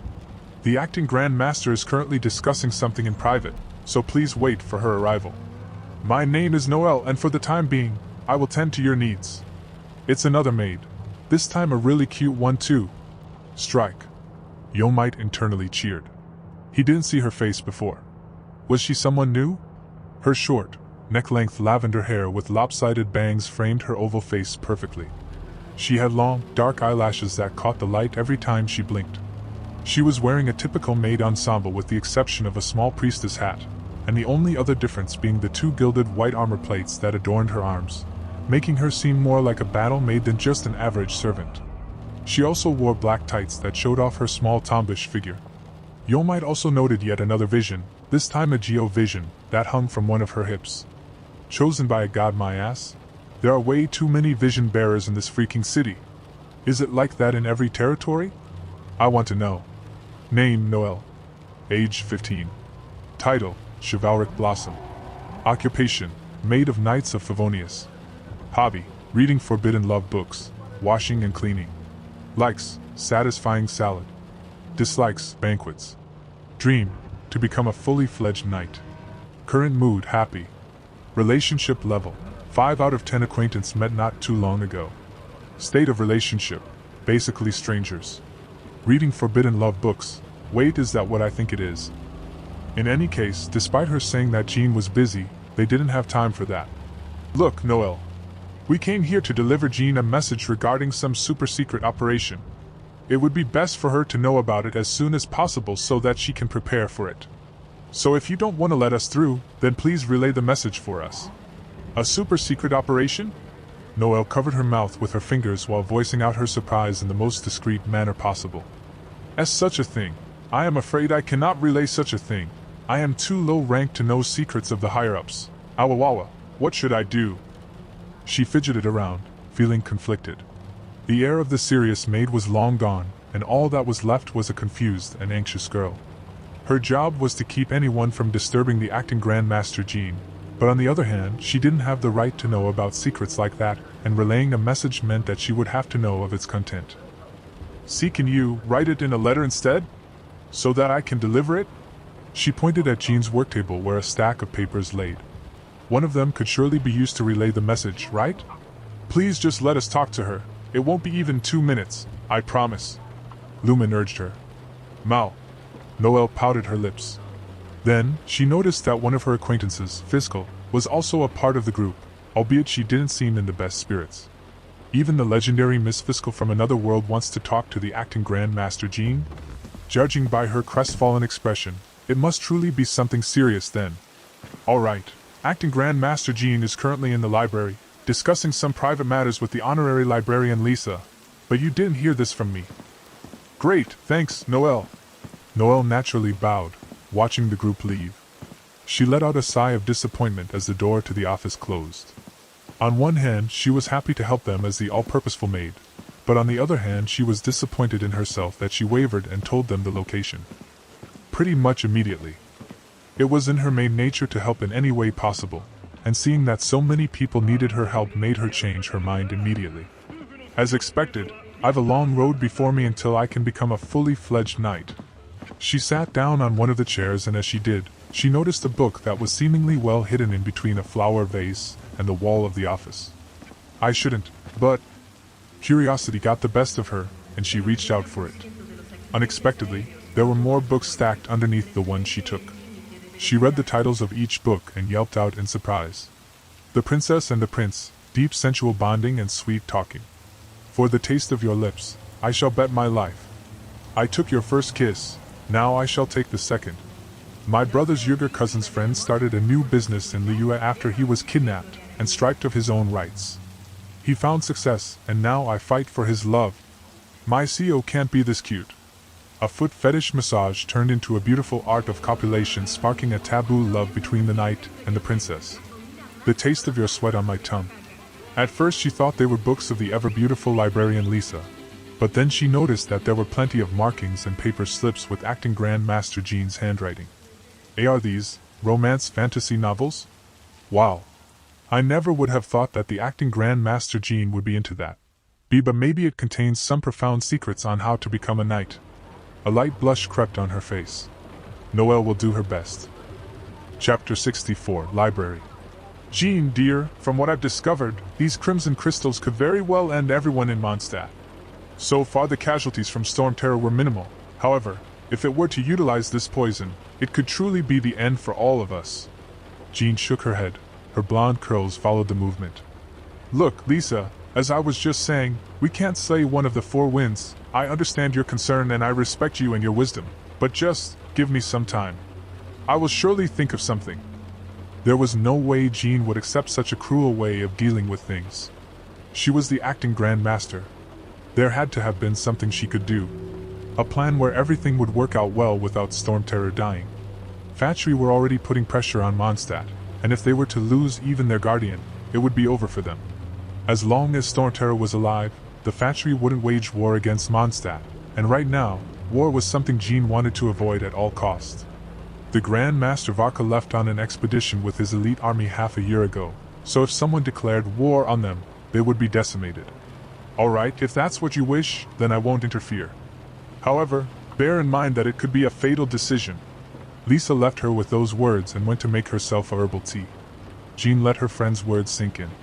Still, she decided she would save the dragon somehow. Storm Terror was currently injured and they still had some time before it might start attacking again. She will have to formulate a flawless plan, but before that... Lisa. Jean slowly walked towards her.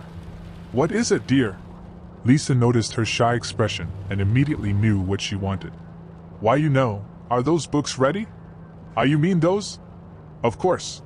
The feel of your hair in my embrace, and I'm in love with my scary secretary's divine body, arrived a few days ago from Fontaine. They were quite expensive.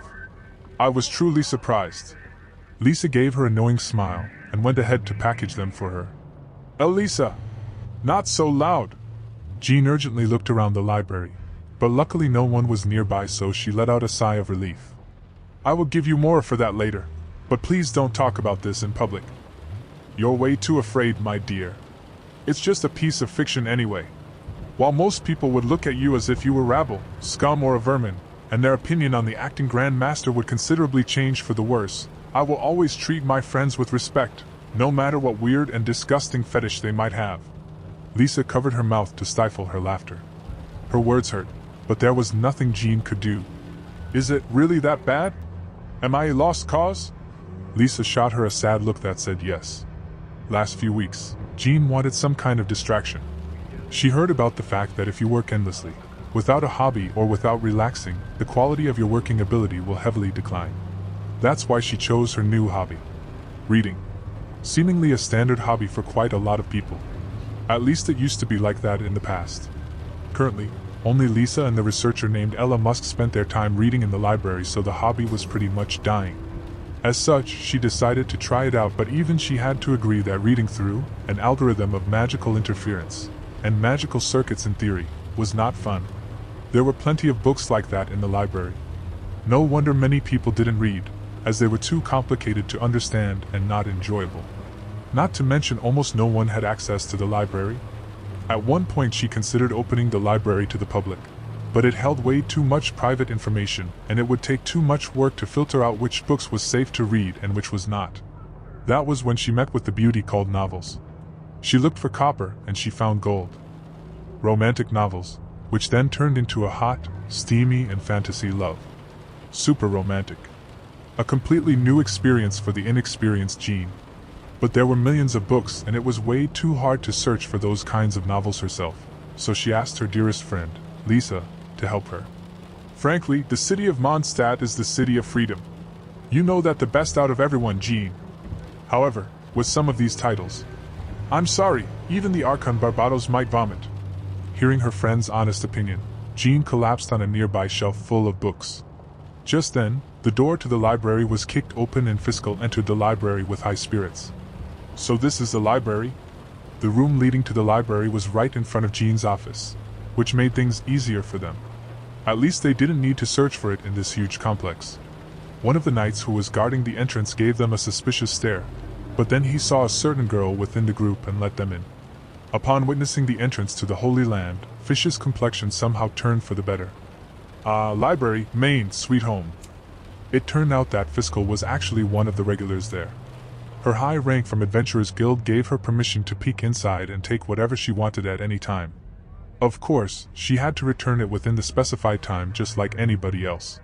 Might as well ask her to steal some books for me to read, although it would still be better if I got access to the library myself. That's for sure. Yomite thought. Main dear acquaintance Lisa, the bewitching Terminator awaits in the next quarters. We have no time to lose. Let's enter the sacred kingdom. You do know we are going there for Jean and not Lisa, right? Ignoring Yomite's last remark, she opened the door with a clatter and slipped past Yomite before he could stop her. Hail, Lisa! I've come forth to confabulate with you, she announced as she entered the library. The group followed her inside. Chapter 65, Pet Raven. The first thing Yomite saw upon entering was an antique sofa, the kind you might expect to find in an old-fashioned Western house. The library looked rather small from the doorway, but it seemed to extend quite far inside, and even had a basement-like floor underneath it. It was vast and full of books. Its long winding corridors expanded throughout the whole complex. For Knights of Favonius and Lisa herself, it was a beacon of knowledge. It was circular and encompassed a broad area. There was a large courtyard in its center, a small chandelier dangling from a rather high ceiling, a hefty pendulum clock hanging on the wall. The roof of the library was made of a special material that let in light but reflected all the colors of the spectrum so that the building appeared white from any angle and in any weather. As he looked around, he saw Jean leaning on one of the shelves, with a face that screamed, "Kill me!" for whatever the reason.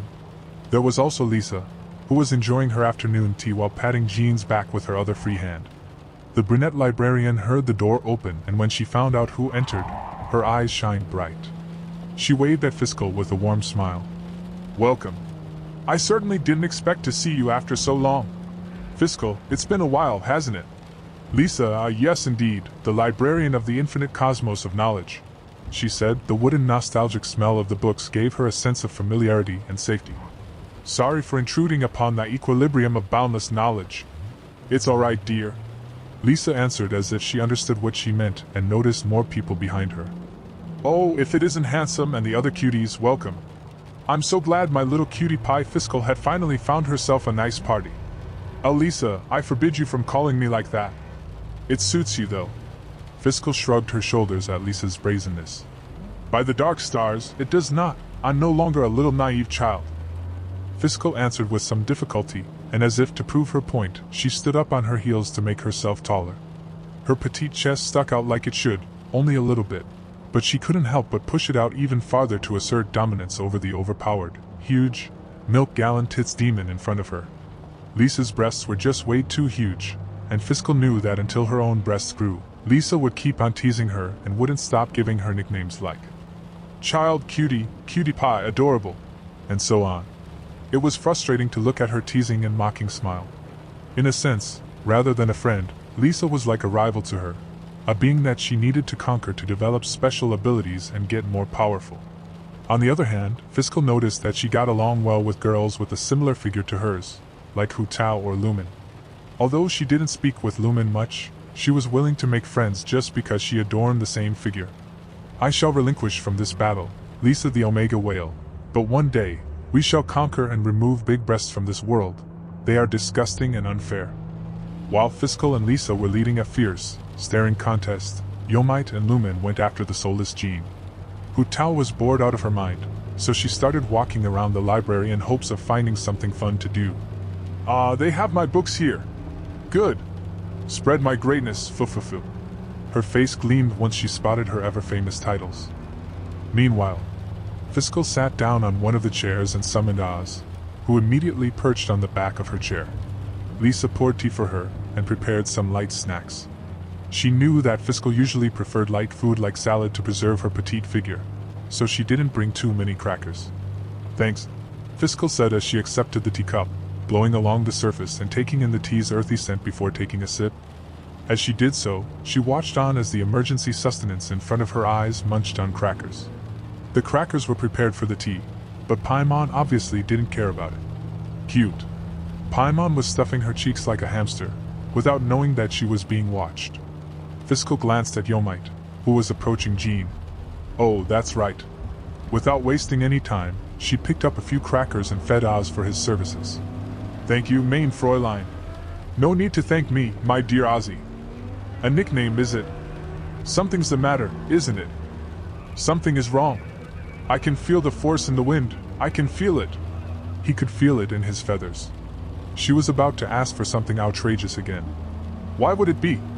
I just want to reward my perfect servant. Fiscal acted cluelessly. Mein Fräulein doesn't usually use a nickname unless she wants something. You know, for a bird, you are way too sharp sometimes. Fiscal frowned and pulled on his beak. I get it, mein Fräulein, please don't pull on it. What do you require? He resigned himself. Fiscal combed her hand through her hair and whispered so that Lisa, who was reading a book nearby, wouldn't overhear. You shall, spy, no, follow the Star-Lord Yomite who just went after the acting Grand Master. If Oz could roll his eyes, he would surely do so at this very moment. However, if he did, he would be risking being strangled by her. Me, a proud scouting raven, is going to surveil our own party leader. What is mein Fräulein thinking? Chapter 66. My life is over. Yo, acting Grand Master. Are you alive? He curiously poked her exposed, muscular back with his finger. Squishy yet so firm. Very nice.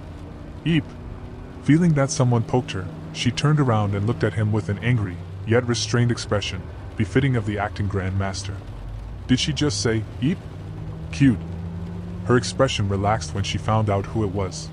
She put a long tailcoat over her exposed back to cover it up, and soon enough, a smile adorned her face. If it isn't Honorary Knights Yomite and Lumen, I'm glad to see you're doing fine. Is the resin moon in hospitality good? I sure hope so. Lumen let out a single sound of acknowledgement. The food was great, especially compared to things that Lumen was forced to eat before meeting with Yomite. Those were scary times. Hundreds of times she restrained herself from actually eating paimon or some random plants and mushrooms, but now she was glad that she didn't do it. And she had decided she would act nicer towards paimon. That thought had nothing to do with that scary nightmare that she dreamed of not too long ago. Totally not. She was just being a good friend. It's pretty great, honestly. We got a huge room and the food is delicious. I would like to thank you for that myself. I'm glad. So why have you come here then? She asked. And so Yomite began explaining all the way from the beginning. From meeting the bard who turned out to be a guy and not a girl, to agreeing to help Dvalin, to stealing the lyre, and then Dialec's cooperation. So it was you. Frankly, I'm glad that we know where the lyre is located now. You should have said something. We would have given it away to you immediately if it could save the dragon. And as for the cooperation, Dialec actually agreed to go with Knights of Favonius? Jean stared at him, wide-eyed. Something like that was unprecedented. She knew the best out of everyone in Mondstadt that he would never team up with knights ever again. To be completely honest, I don't think he knows about that. Jean put her hand on her forehead and sighed. Is something the matter? Yomite tilted his head at her reaction. Dialec is a bit. Let's say he usually refuses to help the knights and protects Mondstadt in his own way. If he hears we're going with him, he might abandon the whole operation. Well, he did say Knights of Favonius were inefficient, so I knew that he wouldn't be happy. That could be troubling. In that case, I feel like if you mobilized a small force of individuals you trust, we can convince him. I see. That's a wonderful idea. Lisa's elemental power was non-stop exhausted for a week straight, so I don't want to bring her with us. Let's just find Kia for now. Sounds good. Alright, wait for me here. I will go prepare my sword and then we can go and search for him. As she was leaving the library, Yomite saw that Jean sneakily grabbed some kind of package along the way. Party leader, where are you going? Lumen asked. Yomite put a finger to his mouth and whispered. My horny senses are tingling. You're what? Lumen hoped she had heard wrong. Without giving her an explanation, he followed closely behind Jean, and so did a certain raven who changed his form into a small floating ball. As Jean reached her office, she saw Noelle reading some kind of book with a completely flushed face, not realizing it was a book from her secret stash. Inadvertently, when Noelle read, she usually murmured under her breath, and just as Jean entered, she heard her say. With a slight force, he pulled his manhood out. Amidst her convulsing body, he painted her white, followed by a string of "Cu." Noelle! Don't read that! Stop reading! A shout of agony and embarrassment escaped from Jean's mouth as she finally realized what Noelle was actually reading. Noelle was so scared by the sudden shout, she dropped all the books that were stacked on top of her thighs onto the floor. Some of the books slid across the floor right next to the doorframe, and before Jean could pick them up, Yomite swiped some of them for himself. Ah, so these kinds of books exist in this world as well. Pure smut. Interesting. She watched on in horror, watching his expression change from confusion to a grin. Acting Grandmaster, you are pretty lewd. He spelled it out for her with a whisper. P-L-E-A-S-E, I swear it's not like that. Jean's voice squeaked. Her heart raced immensely. The feeling of shame she was experiencing right now could not be described by words. She had never been in such a humiliating situation before. The expression on the woman's face was incomparable to the image of the perfect and dignified knight she usually looked like. Despite wanting to keep her hobby a secret, not only one, but two people found out in just one afternoon. One of them was even a guy, a person she called an honorary knight. My life is over. Chapter 67, Dark Truth Behind the Knights of Favonius. Seeing Jean out on the streets of Mond was always worthy of attention.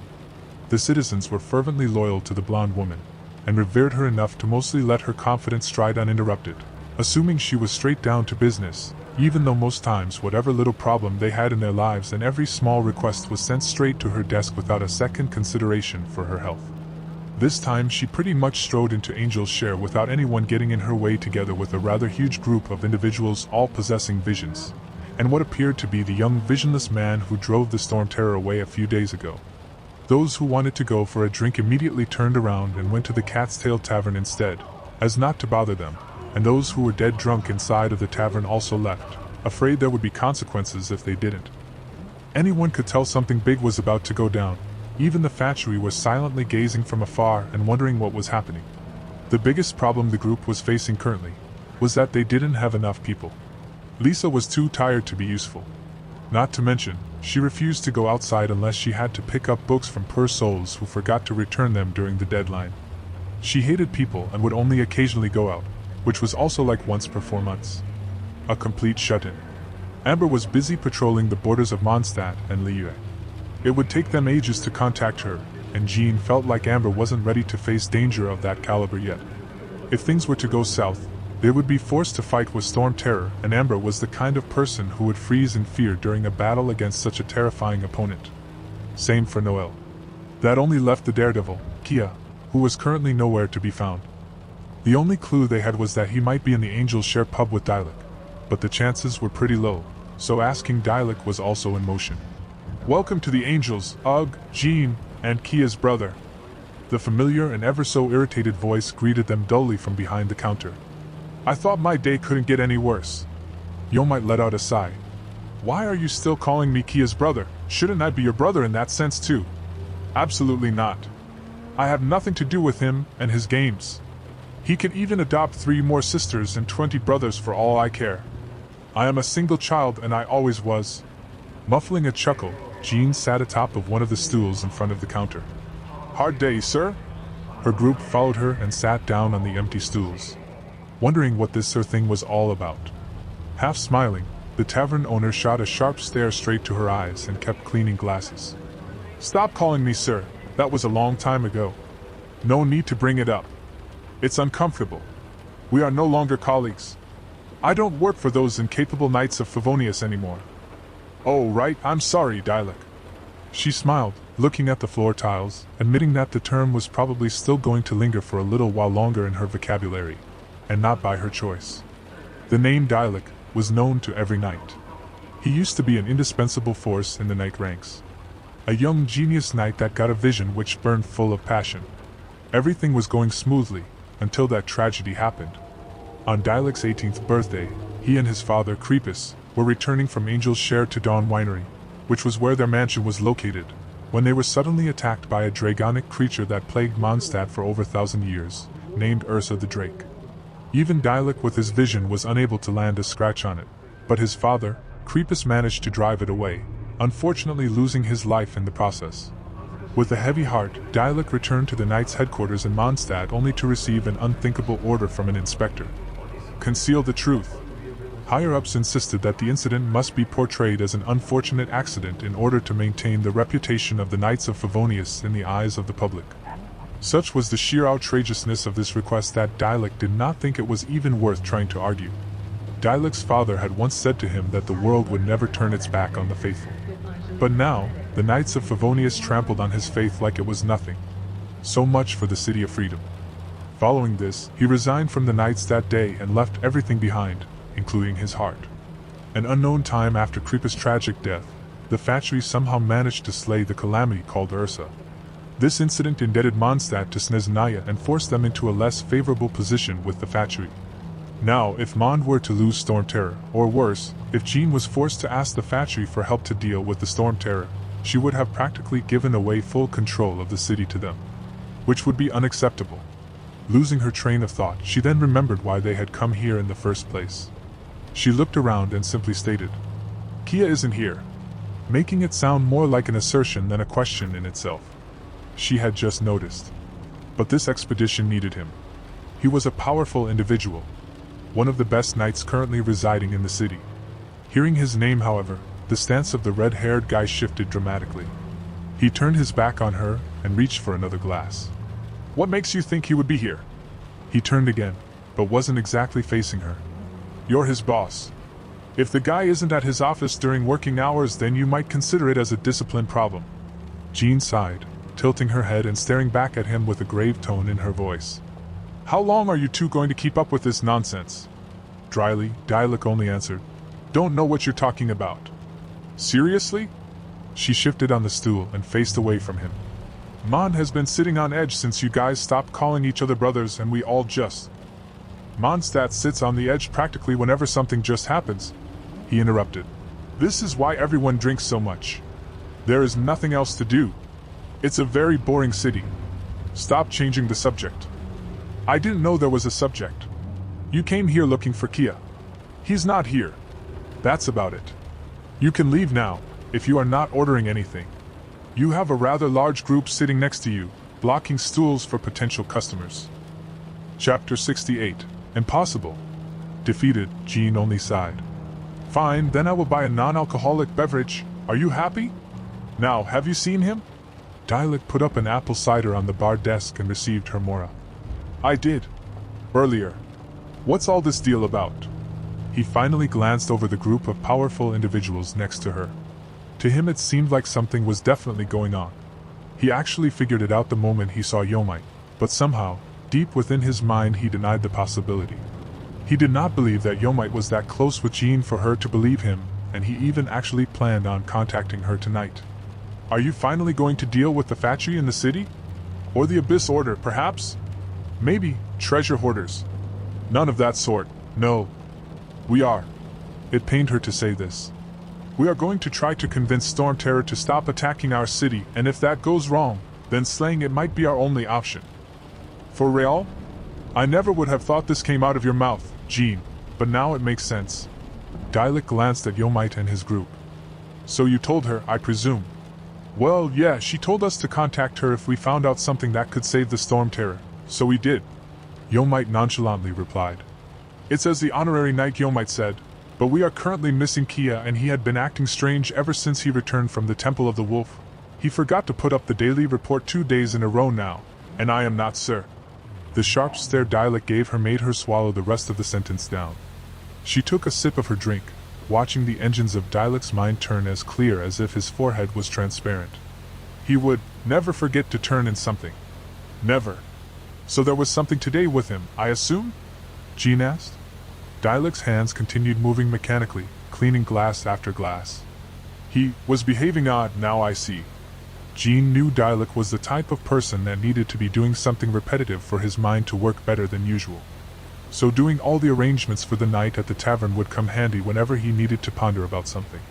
She knew she had hit the nail when the sole mention of Kia made Dialec throw a fit. It just gave him more data to think about. Sometimes she found herself very surprised at how they really seemed two sides of the same coin. All the jokes about ditching the work aside, Kia would usually come up with a conclusion to a problem long before they both had, even though he seemed for the most part unbothered and uninterested with whatever issue was on the table. No matter what activity he might be carrying out, Kia's mind would simply never stop. He might have been lazy, uninterested, bored out of his mind, but when it came to work, he was clever, sharp, active, initiative, and unstoppable. You would never bring yourself to think someone who thought even of the smallest details would make a mistake of this nature. Twice in a row. I know where we might find him, follow me. Dialec stated and put a sign that read closed on his pub window. He mentioned something about meeting up with someone at the town square in about an hour or so. As the sun continued to set on the horizon, there was an unusual amount of people gathering on the streets or casually leisuring at their windows, which made Jean all the more bashful to be sitting on a crate in a narrow alleyway where they could see the Good Hunter's restaurant all the while being sufficiently covered themselves. So, remind me again, what the hell are we doing here? Yomite let out a perfectly normal question due to the weird situation he found himself in. He was currently crammed inside one of the alleyways, sandwiched right in between Hu Tao and Fiscal, with Lumen closely behind him. As Lumen was way shorter than he was, she put her chin on his right shoulder to see more clearly all the while she was standing on her heels. Yomite felt bad for her. He would switch with her immediately if he could, but he was pretty much stuck there unless others decided to move out. We're observing, Jean flatly replied, trying not to invade Yomite's personal space. The position she was in couldn't exactly be called comfortable, as she couldn't even stretch out her long legs without the fear of kicking into Yomite's back. Here he comes. Dialec pointed at Kia, who just arrived at the plaza. We have eyes. Jean let out an unexpected snarky remark. But as most things, this also had an explanation behind it. Everyone present was currently pissed off at Dialec, as he took the best spot for himself. He had enough space for himself, while 5 of them had to cram into an alley. Just then, an elegant pair of black shoes made the cobblestone crack when the wearer stopped dead in his tracks. There was then Kia Alberich, with a big bouquet of fiery red silk flowers. Silk flowers were something akin to a rose from Yomite's original world. Wearing casual clothing consisting of a tight black t-shirt, which showed off his chiseled chest, and a pair of brown pants. They were skeptical at first, but now it was clear that he was actually going on a date. Dialec acknowledged his efforts. He looks decent. Still, I never would have thought he would go out of his way for something like this. It does not suit him in the slightest. This is the first time I've seen him like this, and it's weird. Yomite pointed out. Jean squinted her eyes and muffled her laugh. That indeed confirms it. He is super nervous. Look.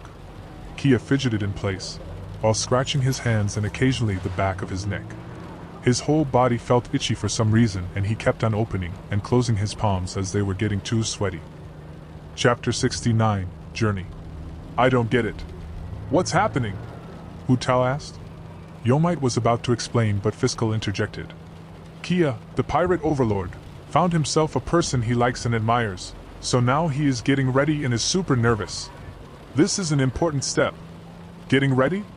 Can't he just say that he likes her when he likes her? Hu Tao didn't understand.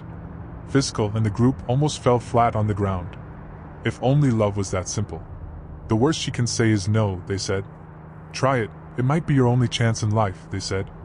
Yomite knew one of his old colleagues from his world that said he was laughed at by his crush right in front of her friends, and the girl even posted a status on a social network with his picture, only for more people to banish him. Something like love was never simple, no matter in what world. It's a bit different, Jean mumbled, unable to think of an explanation for the girl. I mean, I very much like Assistant Kuin and Fiscal. I don't know what's so hard to say about that. She dropped a bombshell out of nowhere. Yomite almost choked on his own saliva. What is this weirdo saying now of all times? Fiscal also staggered in place, blushing.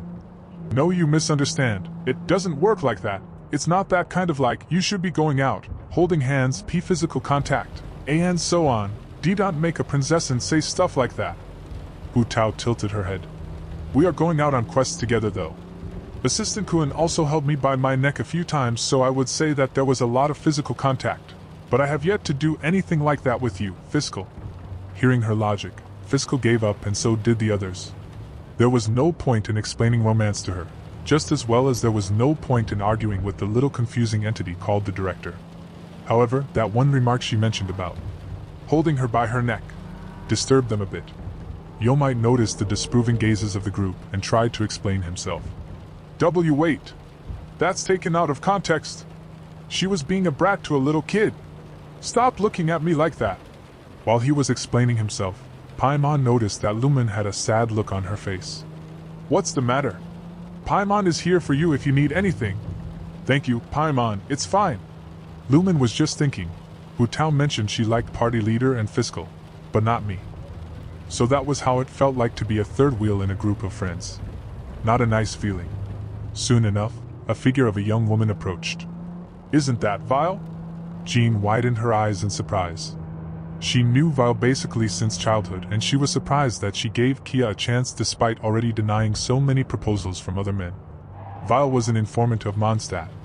She had a huge source of scandalous stories and rumors, and she was one of the best when it came to trading information. However, Jean thought Vile hated playboy-looking types. She really wondered what changed her mind.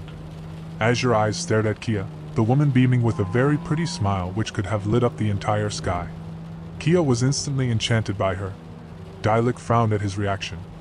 Something is wrong with him. Just say your usual lines you reject. Usually, he would have said some cheesy lines like, "Do you have a name? Because I want to call you mine," or something along those lines, but he is acting really weird. Indeed, right now, the situation seemed to be completely different. You. Kia started speaking, surprised at how raspy his own voice sounded. You look, He only let out a few incoherent words. Per Kia, Paimon said, with a strange mix of sympathy and unconceited smugness in her voice. Lumen nodded and agreed with Paimon. He looks very embarrassed. However, him screwing up their first greeting made an opposite effect to what they have expected. Seeing him so anxious, Vile's opinion about him has changed considerably. At first she thought he just wanted to have a one-night stand with her, and she was planning on rejecting him at the end of their date. But now she grew quite curious about him. For the playboy-looking cavalry captain to be so meek and awkward towards her already made her feel something. She gave him a sweet smile. How about we go and eat something? She hugged his hand, pointing towards the Good Hunter restaurant. Kia didn't expect her to be so bold. He pinched the bridge of his nose while mumbling. Right. And so the duo of lovebirds left the town square, and the group stalking them also decided it was time for them to leave. I guess we'll just have to go without him. He will be busy and out of it for a few days. Yomite grinned, giving Dialek a look. Dialek nodded and replied, We will be more than enough. We don't need a loser to slow us down. Wow, calling someone that found himself a potential lover a loser, Paimon has no words for this loner. A couple of hours later they met up with the bard at the pub, and went on the quest to save the dragon to the Star-Snatched Cliff. They traveled as quite the large group, maybe even a bit too large. Yomite decided that Lumen shouldn't disclose her abilities in front of Dialek and Jean, precisely because they weren't their party members. So they didn't teleport, and were currently on their way to the Star-Snatched Cliff by foot. Yomite also noted that with so many powerful individuals and vision bearers in his current group, monsters didn't even dare to come close, and while they'd been attacked by a group of treasure hoarders once, the moment they saw that they'd attacked the whole assembled elite force of Mondstadt, they quickly ran away, leaving behind some Mora and weird coins. I'm hungry. Assistant Kuan, give me something to eat. Hu Tao yawned as if trying to consume air to cease her hunger. Alright, fine, wait a bit. Spying some berries along the side of the road, Yomite reached out to grab a handful, looking at Paimon for confirmation. Paimon, are these good to eat? Abusing Paimon's wisdom was always a good way to verify most information. Before the imp could respond though, Lumen cut in. Party leader, Paimon literally eats slime. Hey! Just cause Paimon eats stuff you guys don't, doesn't mean that Paimon doesn't know what humans can eat. Those berries are called valberries and they're perfectly safe to eat. Humph. Reassured with that fact, Yomite tossed the fruit into his mouth, relishing in the sour-sweet taste on his tongue. This stuff is pretty good. Tossing another one to Hu Tao, he gestured for her to eat it. Thanks, Assistant Kun. She appreciated it, and he could tell she liked the taste too. Valberry? Lisa likes them a lot. We should grab some along the way for her. She has been working without a rest these past few days, after all. Let's bring her some. Jean noted and picked some as well. Dialect scoffed. Working without rest? Funny coming from someone like you, a person that drinks so much coffee to stay awake, that it no longer has any effect on you. She didn't know what to say as he was totally right. Chapter 70. Abo Yomite his Shah felt that his life was wonderful. Last week, he married his 30th lover. The world was polyamorous, so stuff like that was more than acceptable. Just a few days ago, trustworthy people that he hired personally finished building a mansion in the outskirts of Mondstadt, where all of his wives could stay with him as a huge and loving family. Yesterday, he spent the whole day giving love to 15 of his wives, while the other half would receive his love the following day. He had the power, he had the money, he had the authority, he had a family, he truly had everything his heart desired. Not to mention his handsome face. As such a perfect being, Yomite his Shah had mixed feelings. Did he have any regrets in life? No, his life was perfect. If he was to mention a flaw in his life, it would probably be his bad habit of making up fantasies in his head. But maybe that was a side effect of reading so many different kinds of genres that he was already corrupted, and it was way too late to return back to normal. Whatever was mentioned previously was just pure nonsense, of course. And currently, the man known as Yomite his Shah was running for his life together with a few other just as unlucky individuals, as a giant fucking flying tank was locked onto him. Venti! You useless bard! His voice echoed in the air, echoing around the mountains and the star-snatched cliff, even while he drew his next breath. This idiot isn't a god, never was. I swear! He jumped around, desperately avoiding the dragon's wind breath that tore apart nearby trees to shreds. As another wave of wind energy swept past them, Paimon, who was only barely clutching onto Lumen's hair, shouted frantically. Paimon was almost blown away just now. That stupid tone-deaf bard. I knew we shouldn't have trusted him. Lumen, who ran next to him, had to agree with both of them. This was a disaster. Not only did the plan fail completely, they were also forced to run into Storm Terror's lair, as fighting near their current location was disadvantageous to a maximum degree. One wrong step and you might find yourself falling down the cliff. They would have teleported away if they could, but the group has separated and Lumen also didn't have any teleport waypoints activated nearby. So if they were to teleport back to Mondstadt, the whole journey would have been for naught. Never trust a bard ever again. Roughly 20 minutes before everything went downhill. After they finally walked up the steep cliff, the party readied their equipment. Fiscal checked the tension of her bowstring without batting an eye and saved up some elemental energy to summon Oz for later. Dialect and Yomite were comparing their claymores. Dialect's claymore was apparently a 4-star artifact rarity, while Yomite's was, of course, just an everyday normal claymore, nothing special. Dialect seemed friendly enough. He even told him that after this Storm Terror issue was dealt with, he would give away a 4-star claymore to Yomite as a gift, as apparently, his whole mansion had a secret stash, full of things no one used. This was wonderful news for him, as who wouldn't want a much sturdier weapon that wouldn't break in just a few hits? Jean looked up at the dark sky, bathing in the star glitter. This mission was a necessary step to bring Mondstadt back to its glory and to free it from its never-ending grasp. From Fatui. She was nervous, but she believed they could do it. If they failed here. She heaved a heavy sigh, still placing her gaze upon the stars and the slight fog, coating the forest underneath the cliff, like frothy milk. Lumen was feeding Paimon, while patting her, as a form of an abreaction. She was also feeling slightly on the edge, but knowing that Yomite managed to defeat Storm Terror previously, without much effort, calmed her down. Hu Tao was playing hide-and-seek with the little ghostly figure, hiding in her hair. And as for the star of this play, Venti pulled out the Holy Lyre. Holy Lyre der Himmel, the pattern of flowing wind carved on the rosewood, and the strings still feel cool to touch too. Oh, the memories. Jean overheard him but didn't understand what he meant by that. The lyre was more than 1,000 years old, and he looked no older than 15, so how could he have any memories with it? What do you think, Venti? Can you summon Valen? I would say we are pretty much done with preparations. She glanced in Dialek and others, and everyone seemed to be ready. More than ever. Well, I doubt it's going to work. A single sentence like that was more than enough to rile up almost everyone present. What? The group shouted in unison. What was he saying now? Why have they come here if it wouldn't even work? What do you mean you doubt it's going to work? Venti, explain yourself. Yomite was losing his patience. He knew there might have been some complications along the way, but not this early. This was way too early. Bard, I hope you're not serious. Dialek glared over his shoulder at the stupid grin of the bard. This isn't fun and games. Take this seriously. The future of Mondstadt is at stake. What did you mean by those words? Well, as you can see, this lyre went through 1,000 years of history. The anemo power within has run out.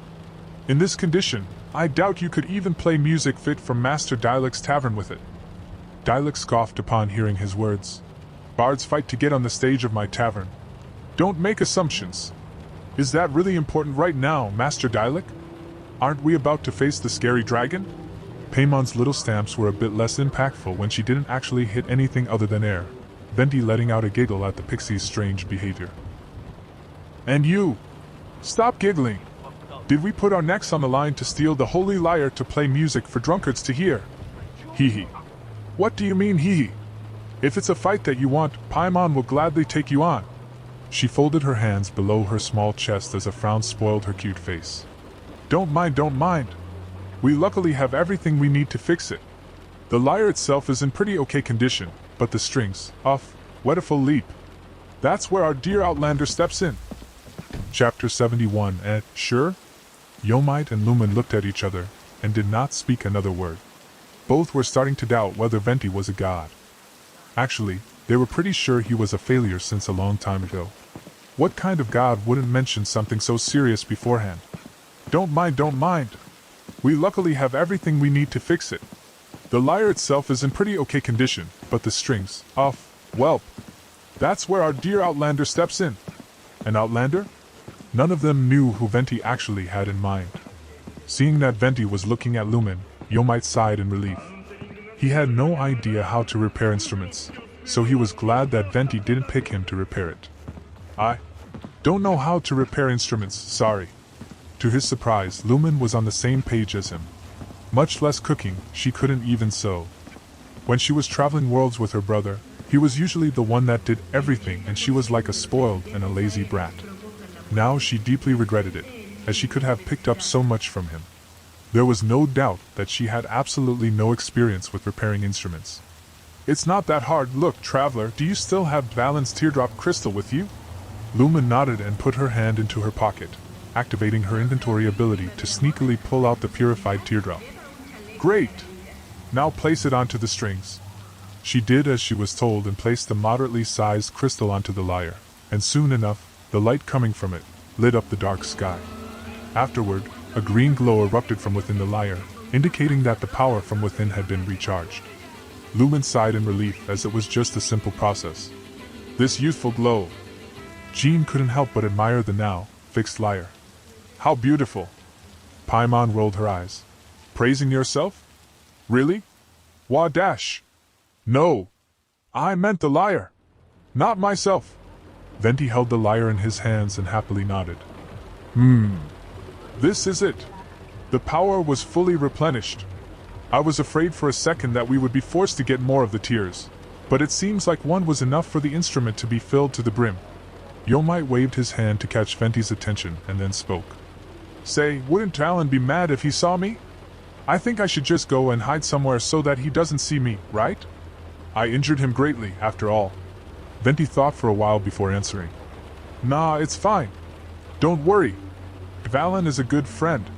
Dvalin wouldn't attack you out of nowhere. He reassured him. Is that so? All right. In the distant past, many mighty dragons roamed Teyvat. Noble and intelligent beings that rivaled Archons and gods in strength in a subtle way. Most dragons have either disappeared without a trace, or perished. All but one. One of the four winds of Mondstadt, Dvalin, the dragon of the east, the protector. Valen was said to be one of the weakest of its kind. However, that didn't mean it was powerless. Although none of the estimations were perfect, its power was roughly above that of the current wind god, Venti, and could even compete with some of the other Archons. With the passages of long years and amid boundless darkness, even the purest gem became dulled by dust, and even the noble dragon was corrupted and cankered by hatred. But people shouldn't forget that dust could be wiped away, and the power of doubt and poison could be shattered.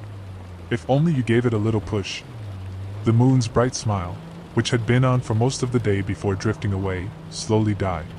The stars started losing their brightness as the sun sank down the face of the earth.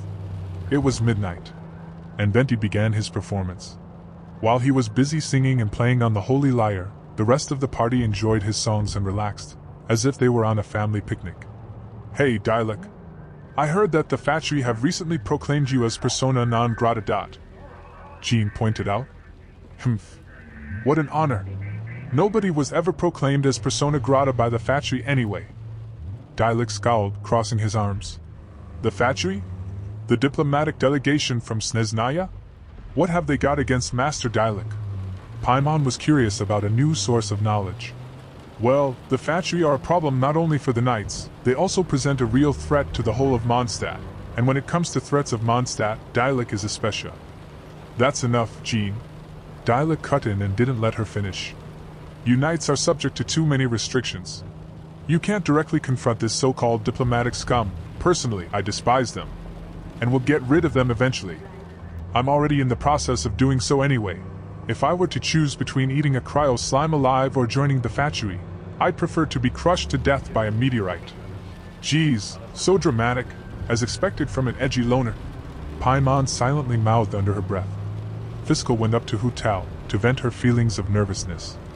Say, my eternal rival, Demon King of Salvation, heed my call. Are you perchance scared of the upcoming Ragnarok? Hu Tao thought for a while and then replied. I think I was a bit scared the first time I saw the dragon, but I'm strangely calm now. Maybe because the dragon is wounded and doesn't look that strong to me anymore. Anyway, once I thought about it, the worst thing that can happen is that we die, but that's just a normal progression of life. There is no need to be scared, and I came to my senses immediately. Is that so? Unbeknownst to Hu Tao, her words strangely comforted Fiscal greatly. Hu Tao then spotted Yomite, who was quietly sitting and listening to Venti's song. She sneaked up on him and slapped him on his back a few times. You did I scare you? Not really, but you can continue with the massage if you feel like it. He replied, uninterested in what she was doing. Me? A director should massage her assistant? Shouldn't it be the other way around? Oh, by the way, I think I finally came up with a name for our party. Yomite rolled his eyes but decided to listen. So, what is it? The name of their party was put on hold for now, and it's just called the Yomite's Party, although it would definitely not stay that way forever. They just couldn't think of a good name yet. Demon King of Salvation and her coffin operators, she announced, feeling proud of the finished product. Huh! You! A Demon King of Salvation! Yomite let out a wry smile. Yep. Fiscal named me as such, and I quite like the title. Maybe I could rename a part of the Wanxing Funeral Parlor. She was already thinking of a new brand she could use the title for. It's cool, yeah, sounds like you will die a lot. Yomite murmured under his breath. Huh! It's nothing. He dropped the issue. Hu Tao didn't understand what he wanted to say, but Fiscal on the other hand squealed with girlish delight, startling everyone present. Fiscal? Are you okay? Yomite just stared at her in confusion, and so did everyone else. I would like to think of myself as pretty bright, and not a clueless or dense protagonist, but even I don't get what the hell just happened to trigger a flag. Cough, the princessin is fine and ready to punish all sin. Don't mind the battle cries of the ancient. She played it off somehow, but deep down she was happier than ever. He knows the book. Chapter 72, A Small Crush and a Shocking Revelation. Yomite had nothing else to do, so he believed it was time to train his ability some more, until the dragon arrived. I want to know. His first victim of privacy breach was Jean. Name, Jean Gunhilder. Age 21. Title, Dandelion Knight. Occupation, acting Grand Master of Knight of Favonius. Hobby, reading steamy romance novels, working. Likes pizza. Dislikes the fact that she can't work non-stop without sleeping. Dream, to reach the power of Vanessa to protect her people. Current mood, anxious. Relationship level, 6/10 value. State of relationship, friend. Thinking back, she was so embarrassed when I found out about that. He snickered. Jean almost died of embarrassment in her office. He could feel the pain. It would be similar to being caught by your parents while doing your business. Just a shameful experience. He read on further and frowned. She is a workaholic to the core. Imagine that working is your hobby. A terrifying thought. It's like a never-ending spiral of death and suffering. He then looked ahead at Venti, who was adjusting his lyre and was preparing himself to sing another song. Name Venti. Age 16, 2654. Title, Windborn Bard Barbatos. Occupation, Archon God of Wind. Hobby, poems, singing. Likes, Mondstadt's wine, wind. Dislikes, cheese and anything sticky. Dream, unknown. Relationship level, 6/10 value. State of relationship, friend. Yomite widened his eyes in surprise. He knew that since Venti was a god, he was probably old, but for some reason he expected him to be older than hundreds of thousands of years or something.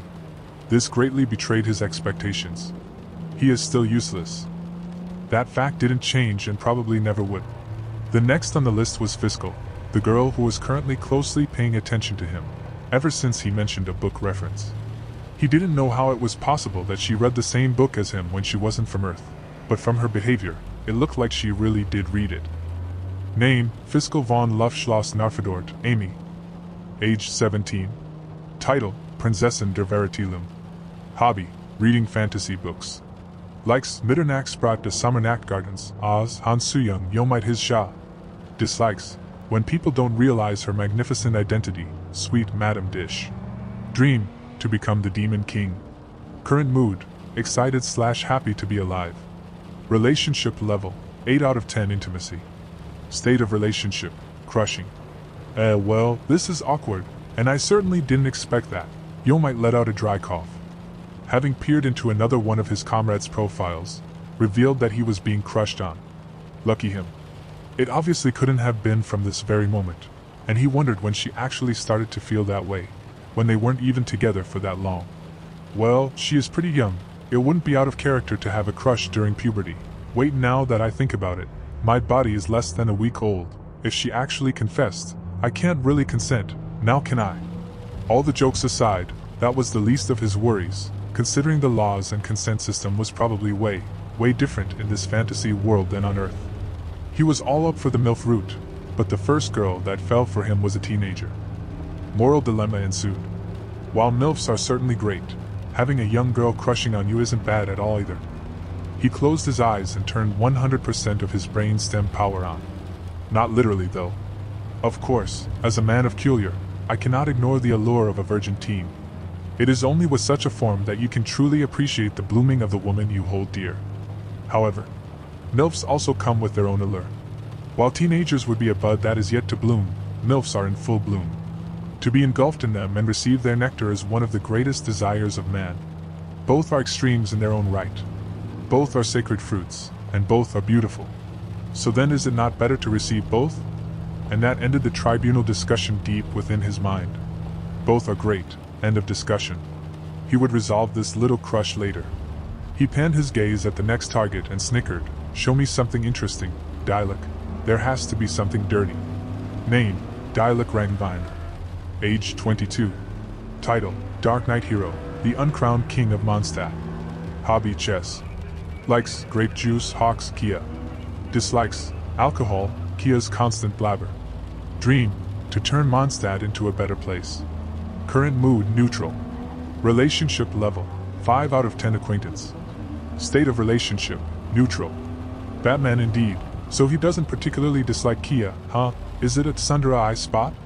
This was a good blackmail material if he ever needed more than just a claymore from him.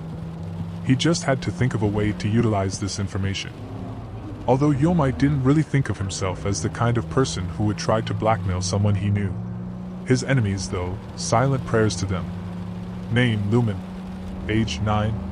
Title, Outlander of Occupation, honorary knight. Hobby, sleeping, playing with Paimon, stargazing. Likes, Paimon, her brother, any food that she doesn't make. Dislikes, cooking, sewing, jogging. Dream, to find her brother and leave the world. Current mood, restless. Relationship level, 7/10 fondness. State of relationship, close friend. Why does it feel like she is much older than Venti? Is it like over 9,000 or something?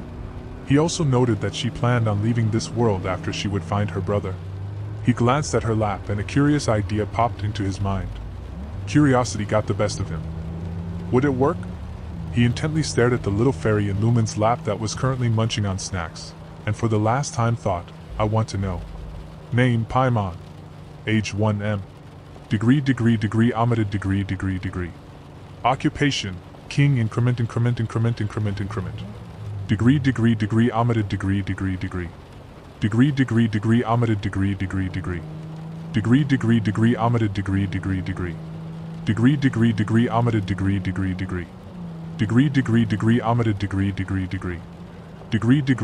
omitted degree. Degree, omitted degree.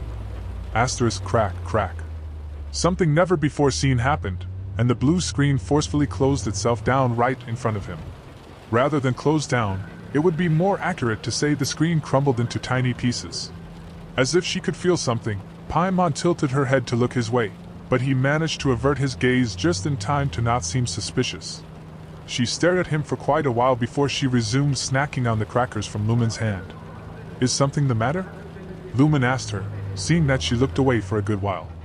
Paimon felt weird for a second there, as if something or someone was about to eat Paimon. Lumen followed her line of sight and giggled. Just to remind you, Paimon, party leader is a pretty good chef. Hey, what does that have to do with Paimon? Why would you even want to eat Paimon when there are so many great dishes out there? Even Paimon wouldn't eat Paimon if Paimon was hungry. While the duo of friends bantered, Yomite broke out into cold sweat. What the hell was that? That was scary. She looked here for sure. Observe was truly amazing, but this instance with Paimon genuinely concerned him about the usage of it. He might reconsider using it carelessly like that in the future. Who knew who could sense or protect themselves from this ability? This really took him by a surprise. Read 17+ chapters on Patreon. Chapter 73, Dvalin Protector Squad Assemble. Part 1. While he was still digesting large amounts of knowledge from the various things he learned about other people, Venti played a couple of mournful songs that seemed to go on forever. His fingers were like running water over a great river. His voice filled the void and the shadows of the night, and a fire ignited within him. His heart was beating with each note, each word. His body shimmered and danced on the very edge of the star-snatched cliff. His sheer talent overshadowed anyone that would try to compete with him. He sang of the being that was his only friend, his companion, his only family, the proof of his identity. The dragon that was with him for so long. The mist on the mountains was now as if a living being. It flew round the bard, mixing with his emotions. The mist was no longer a wild creature, but had become a part of him. The bard's fingers moved on the lyre, the black strings singing a tale of freedom and despair. His fingers also played a lamenting song, the unhappy history of a young spirit and his first destination. He felt a tear slide down his cheek, one after another, until the song came to an end, and with it ended the tale of the boy and the dragon, the duo of old friends that prevailed through the worst of humanity. Together. After a performance that took several minutes, there was a far-off swish in the blackness that crowded the cliff's edge. The group noticed great swirls of wind forming at the hillside ahead. A distant screech reached them from out of the dark, like 100 claws on 1,000 blackboards. Whirlwinds carried themselves through the dark sky. With his eyes hurting from the pressure of the wind, Yomite could only barely see a large silhouette, flying in the sky. Out of the dark swooped the dragon. As it approached out of the void, leathery wings creaking, eyes narrowed to a pair of burning slits. The dragon opened its fearsome jaws, gazing down at the group of individuals. He came. Storm Terror, the dragon. Everyone, get ready! Dialek readied his claymore. He knew that their initial plan was to talk it out with it, but if it came to worst he wouldn't hesitate to cut it down. Dvalin. Venti gazed at Dvalin's back that was still missing quite a few of its scales, albeit no longer bleeding as much as before. There was also one final poison blood clot which they had to remove, but it would be hard to do so without Dvalin's permission.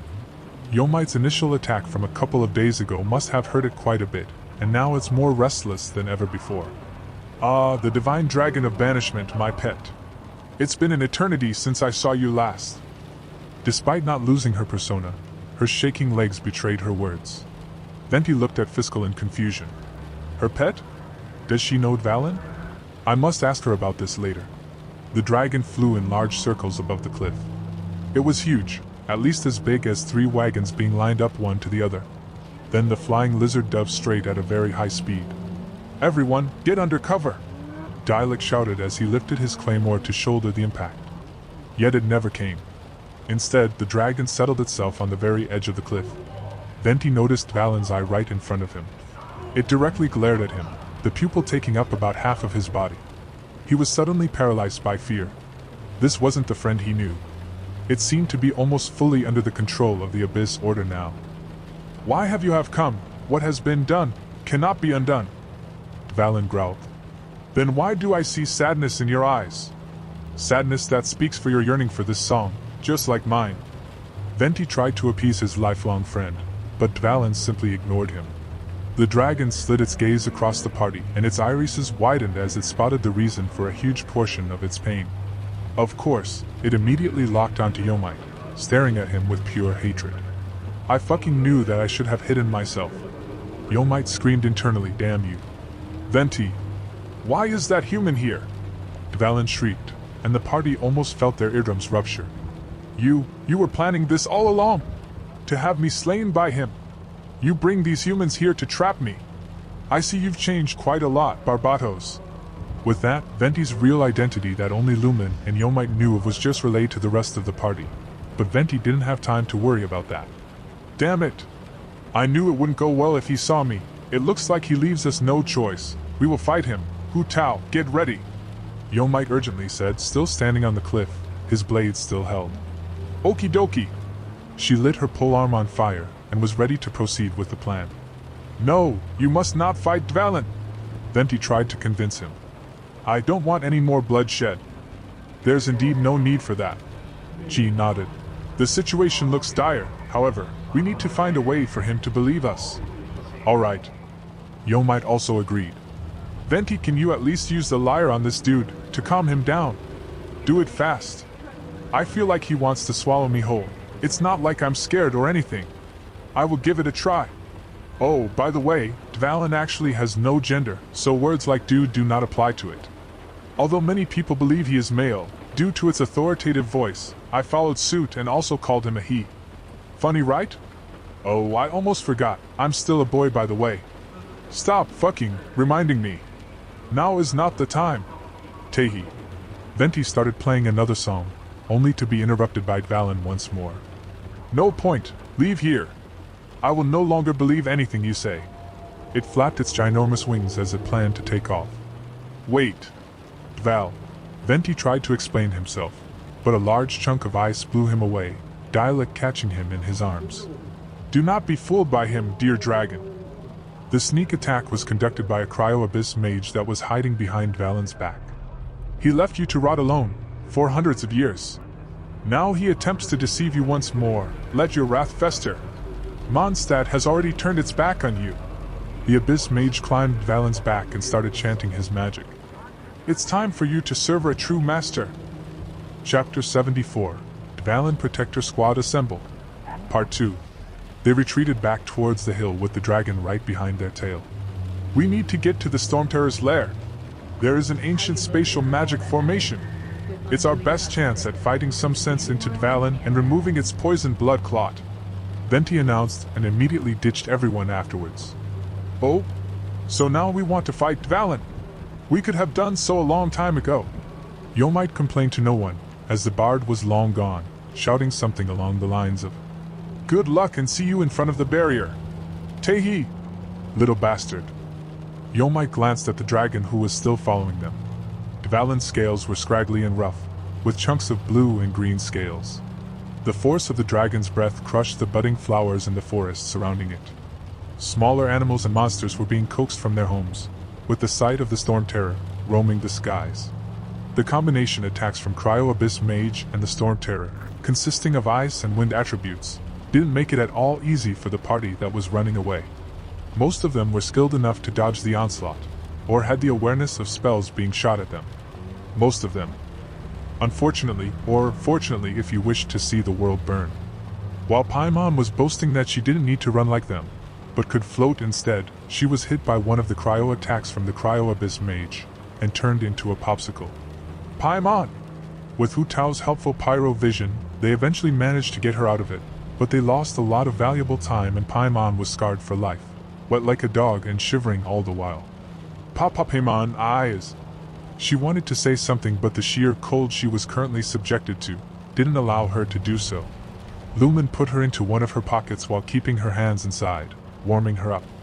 That ought to help. Yomite didn't know where the Storm Terror's lair was located, so he followed Hu Tao who was currently leading them, and after a few minutes, the dragon let them off hook and flew into his lair all the while completely ignoring them.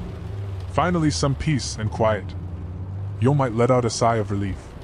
He was currently with Hu Tao, Lumen and Paimon, as the group split up, but that was about to change.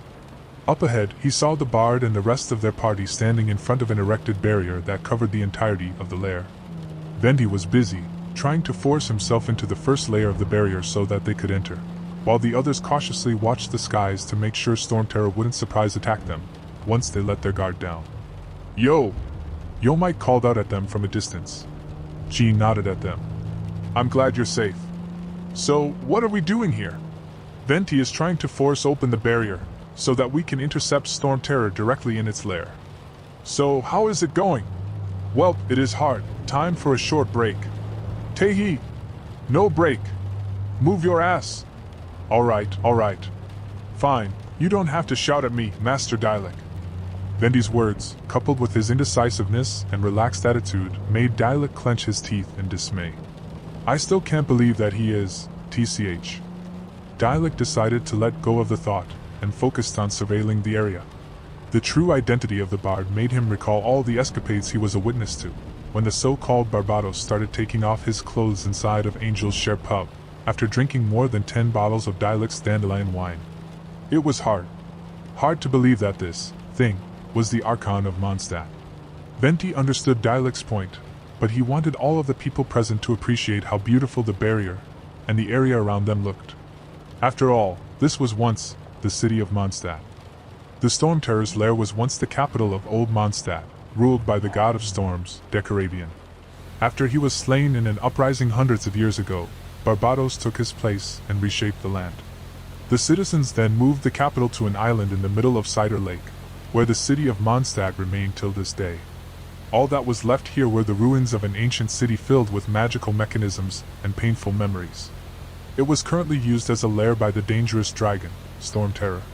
Despite the danger, many audacious adventurers seek the treasures hidden in this place. But to no avail, as no one was ever able to enter the center of the location due to the barrier. The most they could harvest were the minerals around the lair, which were hardly any treasures. In reality, the story about Dvalin was anything but the truth. Venti used his powers to send shockwaves into the barrier, as if trying to overwrite some sort of code, and during that, he explained what truly happened back then. 500 years ago, victorious but grievously injured by the corrupted dragon Durin, the dragon of the east, Dvalin, fell into a deep slumber in the ruins of the former capital. However, hundreds of years have passed, and the people of Mondstadt forgot about the existence of their protector. When Dvalin reawakened and went to find its people with its injured body, shunned it away, they feared it and called it Storm Terror, giving the region its current infamous name.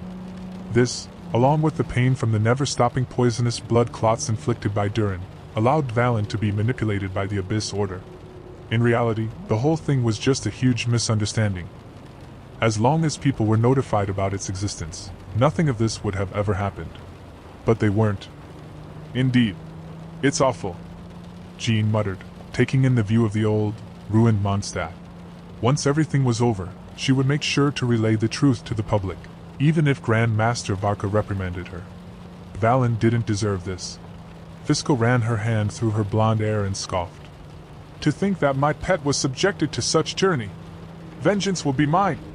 Yomite flinched at the last part of Fiscal's sentence. He felt like he heard that somewhere recently, but he couldn't quite put the finger on it. For some reason, it pissed him off greatly. But back to the history. That Durin part is interesting. What kind of dragon was it? Yo might ask. Dragon tales were always interesting to listen to, especially about those that actually roamed the world in the past, and weren't just fiction. Venti frowned when he heard his question, but decided to answer it to the best of his abilities in a shortened version. Durin was a shadow dragon, corrupted by an alchemist named Gold. Its appearance, Durin took on a monstrous form of a disfigured skeletal dragon. Despite that, its wings were still intact, with long veins running along the folds. It was honestly hard to look at, and people were scared of it just because it was a cursed entity. I'm sorry, I don't want to talk about it. Chapter 75. Dvalin Protector Squad Assemble. Part 3. The towering but broken spire told of its tragic story silently. Its chambers and halls with crumbled platforms were filled with memories and longing, as well as howling winds. The one who once dwelt in that lonely tower was no more. The murmuring winds that shrouded the desolate city told the most ancient of stories, which no mortal now remembered. They told of their erstwhile master, the nameless wind sprite, and the chorus that caused the tower to quail. Crack. The wind barrier erratically shattered against Venti's slender frame into tiny little pieces. With some difficulty, Venti managed to open up the first part. The silent night sky loomed over as the dark masses of clouds blew fiercely through the grove. Its old trees released an eerie green glow, looming high over them, as the darkness of night was illuminated by the glowing green, which came from the multitude of leaves falling upon his arms. Barbatos shook the leaves off of him, and gave his companions a reassuring smile. Done! Wow! It actually opened! You aren't entirely useless, tone-deaf bard. Paimon spoke from within Lumen's clothes, still warming herself up, only a tiny head peeking out of her pocket. The party could now, indeed, enter the lair. But they were far from finished. There were still a few steps remaining. In order for them to get into the heart of the lair, where the Trounce domain was located, they first had to break 3 seals. This was a disaster served on too many shocking realizations. Each seal was broken by collecting several constellation pieces called guiding light picars, which would then be used on the so-called light actuator altars, which would then in turn give them full permission and control of the area. There was 1 seal to the east, 1 to the north, and 1 to the west. The seal to the east had 2 guiding light pieces on the top of Colosseum-like ruined pillars, which required them to make use of their gliders. Yomite was hesitant at first, because he wasn't really that great with utilizing the fake wings, but it turned out to be fairly simple. They just had to find an upwards gust of air to be able to fly onto the pillars. The 2 pieces of guiding lights were located near the central pillar. After that, they headed to the northern seal and collected 3 guiding lights this time around. The last one was the west seal, which also needed 2 pieces of the guiding lights in order to function. Along the way, they picked up a few treasure chests, and Lumen stealthily left the group on several occasions and approached a few of the teleporters to activate them for later use. And just like that, they were finally done. In the distance, they saw a staircase. They climbed the staircase leading to what appeared to be a tower. Their footsteps echoed within the structure that was long abandoned. Walking up, the group was met with a startling sight. Remains of a large robot were leaning onto one of the pillars supporting the tower. It was half kneeling, half lying on one of the edges of the stone support, with its back to the opening. There was a wide, metallic splinter of a catapulted stone stuck in the back of its head, which reassured the party of its functionality. The robot wouldn't move for sure. A ruined guard? So deep into the Storm Terror's lair? Weird, Jean mumbled. While others certainly did not expect this sight, Yomite was the only person truly confused on what this thing even was. He had yet to see something like this roaming the outside world. I want to know. Name, Ruined Guard. Title, the First Field Tiller. Occupation, Field Tiller. Description, an ancient humanoid war machine containing the eye of the First Field Tiller. The land is not to be tilled with farming tools, but rather is to be fought for with steel and blood of its invaders. Jean noticed that Yomite was staring at the machine absent-mindedly and called out to him. Is something the matter? No, it's nothing. I just haven't seen something like this before. His answer, however, left her stumped. Is that so? I thought there were sightings of them in every part of the world, but I guess I was wrong. Legend has it that these machines were combat automatons created by a long-destroyed nation. They now wander ruins and ancient detritus, attacking adventurers, but nobody really knows what they truly are. I see. Thanks for the input, Jean. No problem. Jean smiled. She was always glad to help. Venti's gaze lingered on the robot for a few moments before he followed the group upstairs. Deep wounds ought to be forgotten. As they reached the top, they looked out to the horizon. The wind above blew with violent force, making it hard to see further than 10 meters. They could see no shadows of any birds in the sky. The same air rushed past them, ruffling their hair and clothing. It was hot, dense, and acrid. Huddle up. We are about to enter the real Storm Terror's lair. Venti called out to them and they all stepped forward, forming a small circle. Soon after Venti touched the device, a white light enveloped them all, followed by an almost immediate flash of horrible stinging pain that made them all retch. Simultaneously, the white light which had arrived moments ago vanished and was replaced by a blue glow that covered the dark skies. They have successfully entered the Trounce domain, the true lair where Valen rested. Yomite heard ringing in his ears and his head felt woozy. He didn't know why, but this teleport wasn't as comfortable as Lumen's instant transportation. Others seemed out of it as well, but Fiscal and Lumen were the ones struggling to keep a straight face the most. The teleportation machine made them pretty sick and they had to sit on the cold floor for a while to make sure their dinner wouldn't come out. Rain dripped onto Yomite's face as a flock of crows flew overhead. He heard a loud swooshing of giant wings coming from the distance, keeping time with the pattering drops. He could smell the foul breath of the dragon even from afar. It was time for the final showdown. Akira here, this is the end of part 3. If you enjoyed the story, we would appreciate it if you liked the video. Also, please support the original author for this amazing work. I have put their Patreon and the web novel link in the description. Thank you and have a great day.